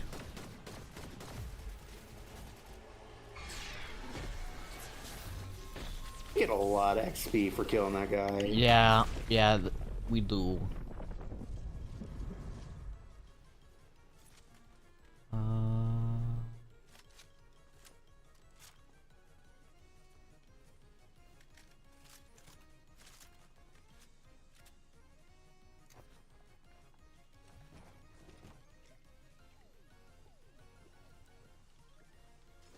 Down here.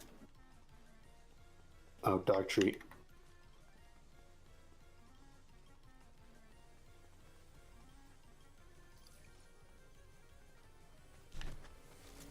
Do you think James Gunn would have the balls to introduce Supergirl's horse boyfriend in like the Supergirl movie they're making? Oh my god, I don't think so, but that'd be an interesting Easter egg if they did. Well, I mean, technically, like, I watched a video about it. He's like an alien who, like, once a year turns. Basically, he was cursed to be a horse, and like the whole year he's a horse except for like one day, and that one day he like dates Supergirl. Yeah. When he's a humanoid. Yeah, back in the day, they did a lot of weird shit with Supergirl. One of them being. You think we'll get Super Horse? Maybe. But yeah, what were you saying? They did a lot of weird shit with Supergirl back in the day, like her basically dating quote unquote a super horse, and then they tried having her to hook up with Superman, and Superman's like, but Kara, we're cousins, and Kara's like, well, that doesn't apply to Kryptonians, and somebody made a fucking like Alabama meme of that, or like a redneck meme of that, where it's like that quote, that panel from the comic, and then under that is like a generic redneck is like, well, I don't see no problem here. Like I have memories of Krypton. It's cool on Krypton. Wink, wink. I'm not lying. Yeah. Back in the day, they did weird shit. That's stupid. Oh yeah. Didn't they try to do something that was like the Hulk, like in like Old Man Logan? He has like an army of kids with She-Hulk or something. Yeah. Yeah. That's weird and stupid. Yeah. But then again, this is like a post-apocalyptic world where where the villains win, kill the good, or most, if not all, the good guys, and Hulk is like too strong to be killed, and so like, fuck it, I'm just good. If I can't beat them, I'll join them. But like, you're the writer. You could choose to write what happens in your post-apocalyptic sci-fi world. You could choose not to write that. Yeah, I think one of the main explanations is self-isolation for like being so lonely as the strongest person in the land, and on top of that, the irradiation to his brain kind of like, you know, made him go insane more or less. You know, I think there was like leaked art for like the next Avengers movie. I don't know if this all might be scrapped. I don't know if it's gonna be like in the movie, but it looks like we're gonna get like Doctor Doom's universe is gonna be like a medieval style universe, and like all like the Marvel characters, like their variants are gonna be like part of his like court, and like there's gonna be like a Hulk village of this like Hulks are like orcs. The like Hulk village. I can there's see just that. like a species. There's like a species in that world. I forgot what there is a alternate reality in Marvel where like it's like set in like the Renaissance time, and one of the Spider-Man are like you know how like Shakespeare is normally depicted with that thing around his neck. Imagine that, but with a Spider-Man mask. Interesting. Yeah. Yeah, and it looks like Doctor Strange is gonna be like his like Merlin to Doctor Doom.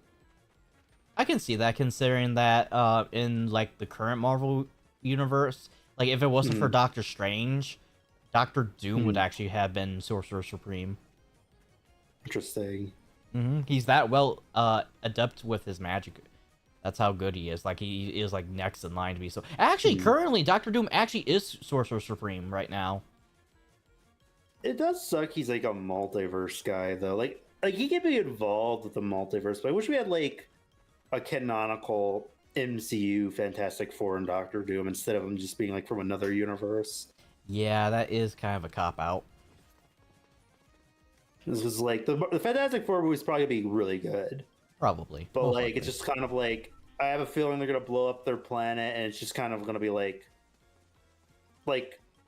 it's gonna be kind of like the first Captain America movie, where it's like greatly different from the sequels, where it kind of feels like a one-off weird thing.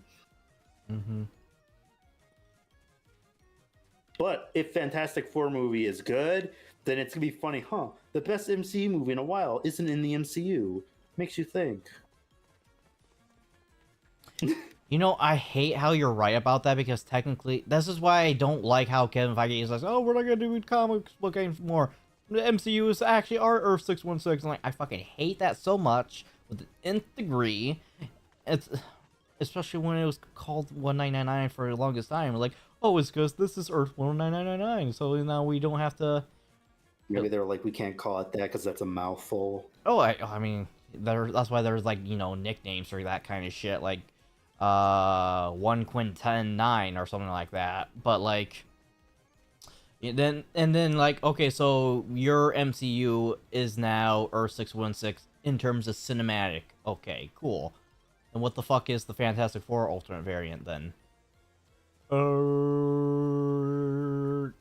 And so they write themselves in a cop-out corner like that, where like you're fine with your Earth designation. You just did it to be pretentious.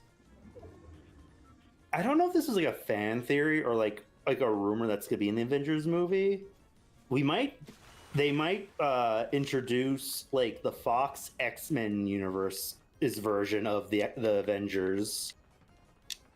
Interesting. So like what if Fox owned the Avengers? What would their character designs look like? Oh. And they're just they're from the Foxman universe. So like basically they're gonna retcon like, oh, there was an Avengers team in the Fox movies. We just never saw them. So it's just gonna be like a whole, as like Mr. Krabs says, I hope you like wearing leather, Mr. Squidward. Hope you like wearing leather, Avengers. That'll be interesting to see what their variant. Maybe they could do like the X-Men versus Avengers storyline with that. I feel like that's what they're doing with this multiverse Avengers movie, because it's gonna have they confirmed it's gonna have a bunch of Fox X-Men characters. As like Deadpool said, they're gonna keep them until they're 90. I think after the Secret Wars, I think they're going to do Exiles after that. What I'm thinking they're going to do is, after this two-part Avengers movie, Doomsday and Secret Wars, they're gonna merge universes, and just like oh, the X-Men were just always here. X-Men, Fantastic Four, they were just always here. So what most likely will happen if they go with the 2016 Secret Wars storyline? Basically, some powerful reality warping being is just gonna reset the multiverse and fix it all over again like nothing happened, and pretty much rewrite the main MCU universe with, like, you know, the Fantastic Four, X-Men, and all of that to have them already be in it. Which is kind of weird, though, because they've been slowly setting up the X-Men already. Yeah. Like, I haven't seen the new Captain America, but apparently it involves adamantium, and they implied Miss Marvel is part mutant, and they played like the 90s cartoon theme song when they said that. Like, there's something in your DNA that's like a mutation. I don't. Oh, well, we'll just wait until like next season to touch on that. Yeah, I don't like how they are not. So in the comics, and they rushed this a lot, because in the comics they killed off Miss Marvel only to immediately resurrect her, but in her resurrection, her biology changes from being inhuman and mutant, making her an artificial hybrid. But now they're making her an organic hybrid. Now here's the issue with that, is that the Beyonder from the original Secret War stories was retconned into being a hybrid between because like he was inhuman, and so they were going to put him in the Terrigon Mist Chamber to activate his inhuman powers. However, that activates his X gene, so it creates a hybrid between mutant and inhuman, which in turn makes him a reality warping god. That pretty much is what causes the Secret Wars. Interesting. Yeah, and he's so powerful he quite literally lives on his own planet Earth, somewhere out in the in the universe. The funny thing about like the MCU Miss Marvel is like she's not Inhuman because they don't want to touch Inhumans after like that failed show. Yeah. But like, so they retcon her to be like part alien. So like, kind of like how like Thor is an alien, but he's an Asgardian, like Norse mythology. Yeah. Apparently, Jinn, like the demon Jinns, are real, and they're just like a race of aliens from another dimension. And she's part Jinn. And like, I don't think I've seen anyone mention this, but it's like, oh, so she's half Jinn, half human. Jinn human. I wonder if that was the thought process. I think they wanted to like make her origin fit more with like the character's like culture, kind of like Black Panther's like heavily like about like his culture in Africa. So like, oh, we want her origin to be like Muslim based, you know? Yeah, enemies right there. But I don't know. They could have just made her Inhuman. Something that way they can actually well, they already have actually touched upon the Inhumans again with Black Bolt and Doctor Strange too. Also, she can time travel for some reason. You know, I don't want to really. I don't think that was ever explained. I think it's just she gets her powers from her magical bracelets. It's probably explained in the Captain Marvel sequel. I have not seen it yet. Like, it's probably because like I think the bad guy has the other bangle. So it's like apparently it's like a pair, and Miss Marvel just has one of them. But like, I don't remember if they explained why she was able to time travel. No, I don't think so either, because I don't even think she does so in the comics either. Uh-oh. I think it was so they could like show like this historical event. I think it's like when like Pakistan and India like separated. I think it might be another. I'm sorry if I'm wrong. But they wanted to like show that part of history of like her like grandmother when she was young. Perhaps. It has a name. There was a Doctor Who episode in Whittaker's season about it. Yeah, I know what one you're talking about. I actually watched that one. It's actually quite sad too because this actually had to do with the separation of Pakistan and India, I believe. Yeah. And so basically, they wanted to do an episode about that. So like they have her like the bangle is like her grandmother's or whatever because she, I think, must have banged an alien. I don't know. Maybe. I don't remember, but like it's interesting to see like historical stuff depicted in superhero stuff because I wouldn't normally watch period stuff, so like it is cool like seeing the stuff touched on, like in like something like I would watch, you know? Yeah. But I don't remember if they explained why she was able to time travel there. The world may never know. Criminy. Stretching, my cat's trying to paw me. Good kitty. I've literally heard like no one talk about the Captain Marvel movie. I genuinely want to know if it's good or not. Like the sequel. Oh, I've not heard good things about it, honestly. So I've heard some people say it's fun and fine, and then other people like it's kind of hard to trust Captain Marvel criticism because yes, her first movie's not the greatest, but there are like weird YouTubers who made their entire channel and personality just like shitting on Brie Larson and Captain Marvel. It's like, dude, it's like 5 years old. Shut the fuck up. Well, see, if you know what I mean? If you pay attention to people like that, then sure. But like, I don't like. I like like you know my disdain for new Star Wars Disney Star Wars, right? Yeah. Here's the issue. They're like is that there is somebody out there who has a much bigger hate boner than I do, that they literally made 3 separate parts of how much they hate The Force Awakens, and you want to know how long each part, those 3 parts are? How? They're 3 hours each.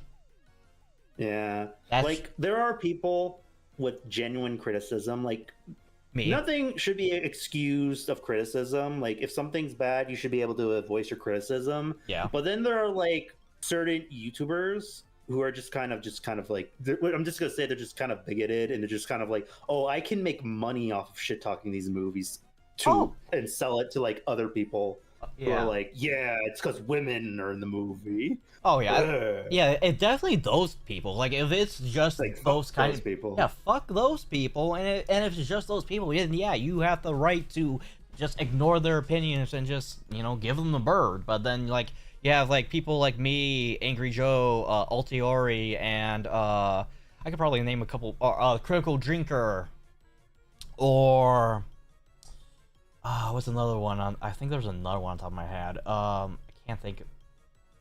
So, man, how you doing? Over the chat. That's a plus, Maka.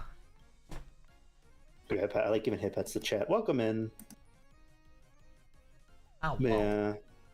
But yeah, like, there's a lot of like grifter YouTubers who are just like, oh, we could like market off of like shitting on like women or whatever. It's weird. Yeah, but also at the same time, there's also grifters in like so many other regards. Like, I have a friend who tries to like defend what's his name? Something Shankar, the guy who produced the recent Devil May Cry anime. And like, if you, that's a rabbit hole we could probably go down, where you're gonna probably hear me rant a lot if we ever do like a podcast or anything in regards to Devil May Cry and that particular anime of his, where it's, for one thing, he thought, in his own words, I don't know if he was kidding or not, one of my friends who has watched that segment of this interview with Kenny Omega, even says like, oh, he's clearly joking, bro. It's just a joke, bro. And I'm just like, over here, like, are you sure? He seems very adamant about this, especially since some other fuck, what are these websites called? Journalist websites even quoted his angst towards him being unhappy for not being the person who quote unquote resurrected Devil May Cry, because and he even says, oh, this is fake news, this isn't true, this is quote unquote journalism, and then those same journalists kind of brought the receipts of the exact clip and timestamp and video he had the interview on, where he says he was unhappy and disappointed with that he wasn't the one that, you know, brought Devil May Cry from the grave, because I don't know when he was approved or greenlit for his production on his Devil May Cry anime, but by the time, he says, and I quote, by the time that I was greenlit for my Devil May Cry anime, a month later the announcement for Devil May Cry 5 came out. Here's the thing about that, just letting you know, Devil May Cry 5 came out, started doing advertisement mid 2017, and it didn't come out until 2018.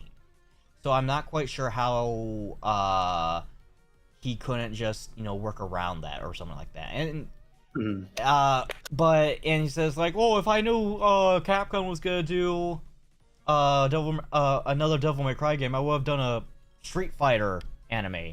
And I'm just thinking, that's even a worse excuse then, because if this was in the 2017 to 2018 range, Street Fighter 5 just came out around that time period, more recently too. So like, why? Did he want his anime to be the definitive new version of it?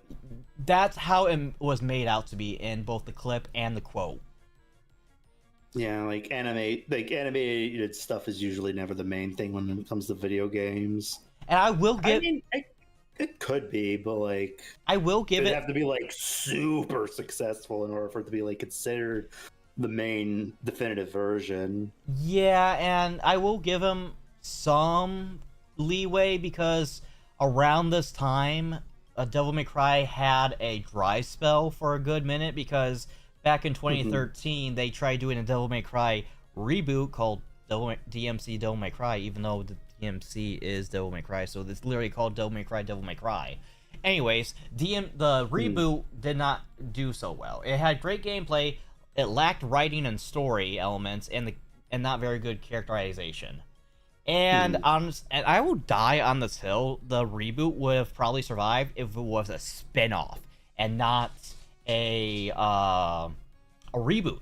Because if it was a spin-off, you would have more added lore, you would have introduced new badass characters, and you would have just blown everyone's fucking mind with the world of this Earth is living in like a Spiderwick Chronicle like world where like the only thing that's separating humanity from demons is a thin veil of like invisibility, kind of. Interesting. And that's basically the premise of the DMC reboot, was to break that veil and to give humanity the freedom that they deserve. Now, the issue I have with this is that instead of the characters being Dante and Virgil, based on Dante's Inferno, which is where the namesakes come from, they should have gone with, and hear me out, Cain and Abel. Because the premise of, DMC Devil May Cry reboot was to break the veil in order to give humanity their freedom, which if you would have changed some characters' names, you still would have gotten that same premise straight to the point, while also not pissing off your target audience, more or less. The diehard fans of Devil May Cry, which, they kind of did in the middle of the game as well, where Dante does like a cool flip, but like a gust of wind blows a particularly familiar white wig on his head, and he looks in the mirror and is like, "None in a million years," and he throws the wig in a garbage can. So a lot of the fans were not happy about that because that was a diss towards them. And you want to know what happens at the end of the game? What? He gets that white hair. Dang. So they just made that like a million-year time skip? No, well, no, not. It's like, so Dante in the series always has a thing where he conflicts with accepting his inner demon, quite literally, because he's half demon. So he always has like a personal inner conflict of like accepting his demon side, and he does so. And when he does in this reboot, his hair changes from like black to white. Interesting. Yeah, and so like it's an indirect diss towards diehard fans, which makes no sense and was very unnecessary, especially when you gave him the fucking white hair in the end anyways. So fuck you. And because of that, sales didn't do so well. Like I said, gameplay wise, the gameplay was smooth. It was gorgeous. Combos were ridiculous. They were stylish. The only issue is that bad writing, bad characterization, and the characterization and writing, like I said, could have been saved if you changed Dante and Virgil into Cain and Abel. Because spoiler alert, this is a 12-year-old game, so it's not really a spoiler alert. But spoiler alert, Dante kills Virgil for reasons that I'll kind of explain as I go along. But Dante kills. My God, not Virgil. Who's Virgil? Virgil is his twin brother. Okay, I don't know anything about Devil May Cry. Do you know the story of Cain and Abel? Vaguely, I think there was a Jack Black movie that like adapted it. Yes, it's called that movie's called Year One. So it's the story. I don't vaguely remember. I don't really remember though. The story of Cain and Abel is basically the first two sons of Adam and Eve after Adam and Eve were kicked out of paradise, Eden, the Garden of Eden. So when that happened, they had first two sons, twins, Cain and Abel. Abel was the more beloved son, and Cain was the more hardworking son that would always get, shafted when it came to gratitude for any of his hard work. So because of this, Cain got fed up and committed the first murder his own brother by bashing his brother's head in with a rock. And so God struck a bolt of lightning in his forehead, which gave him the mark of Cain. As in, this is your permanent tattoo on your face, notifying everyone that sees you that you are a murderer. So in Devil May Cry's reboot, Dante kills his brother Virgil. You know, there's your allegory right there, Cain and Abel. But it's a little bit of a twist because again, if they just changed the names, they would like save so much trouble because in Devil May Cry lore, their parents' name. Thank you so much for the raid today. Oh, it's nice here. Let me give you a shout out. Been a long, long day, and you got the Sandman at your door. Hang on, leave the TV on, and let's do it anyway. It's okay. You can always sleep through work tomorrow. Okay. Hey. Tomorrow's just your future yesterday. Hello, everybody. I'm Dakota Rayhart, DReachBro Twitch, and I was just playing off some Fortnite with VJambi. How you doing it today? I was Deltarude. I lurked for a second. But yeah, like Jambi's just like talking about like Devil May Cry lore. I don't know anything about Devil May Cry, so I'm kind of following. I'm just ranting about how the 2013 reboot would have been saved if they just, or probably would have been received better if they just changed the names of Dante and Virgil to like Abel and Cain. Like if they just done that, then that game would have been like better well received than what it did overall. But how was your stream today? Yeah, we're probably about to like end in a second, but like we're just chatting a little bit before. Yeah. But yeah. I usually do like late collabs with Jambi when how's Fortnite going? It's going pretty good. We didn't really win any, and these giant like monsters kept killing us. But it was fun. Yeah. Was good. I Deltarune. You beat Jevel. How long did it take you to beat Jevel? I did Jevel like last month to prepare for the new chapters. He took me like 4 hours. Weak sauce. I think like well, technically it might have been less. Two tries. Damn, I'm just bad at video games, I guess. You gotta do like a montage of like you train for like playing other games. Maybe. Well, was one turn away from winning, but I died on the first attempt. Dang. The Javelin was pretty difficult, but you play like Dark Souls stuff and Elden Ring stuff, so I bet you probably beat him quicker than me. I've never played any like hard games like that. All right. So what do you want to do with Jambi? I think we can just call it here for tonight. No one I could really see is on, which is actually kind of sad because you just got rated into. All right. Let me see if I can see if anyone I know is on. Sorry for rating wherever we're about to end, but we'll see if we can find someone to like move everyone. I think I just got really lucky with it. Maybe. See, yeah, I don't think I see anyone I know who's on. Alright, so I guess we can just end it here then, unless we could rate a random. I don't know. Oh. Yo, it's today. Did you have a second target? Like, if you didn't raid me, did you have someone else you were thinking about raid? Maybe we could raid them.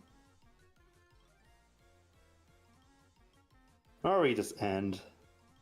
I think we just need to end, probably, because I have to go to the bathroom. Alright. See. Thank you, everybody. You were, but I wanted to come in and say hi anyway. I appreciate it. Hey, Pets for Raiders. Alright.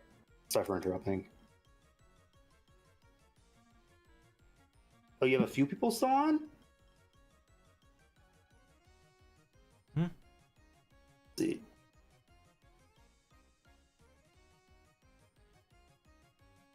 Oh, Jambi, you could raid Zentrea again. Yeah, but she's sleeping, so probably not. Well, I wake up and like see like who does this Jambi person keep raiding me? Yeah. Yeah, I think I'm just gonna end it here because I really need to use the bathroom. But thanks for playing with me, Dakota. Yeah. Hopefully next week, Calmer can get his internet fixed or something by then. Yeah. We could like do some more Borderlands. Yeah. All right. Well, it looks like we're just gonna like end with that rating. But thank you so much, everyone, for stopping by. Stream was a lot of fun. Next stream will probably be Wednesday, where I'm gonna start a game called Wander Song. Yep. Then like Thursday, I don't know what I'm gonna do. I might take the day off, but maybe I'll stream something. I'm not sure yet. And then tomorrow for Ruby Tuesdays, we will finally finish the mainline Ruby series with Volume 9, and then after that, the week after that, we'll do Ruby Tuesdays with the Fall of Rooster Teeth. Then after that, will be Ruby Ice Queendom. So, if I don't see you again, good afternoon, good evening, and good night. Thank you for playing with me, Dakota. Right. I hope you have a good night, and I hope everyone has a happy time zones. Bye-bye. Night, everyone.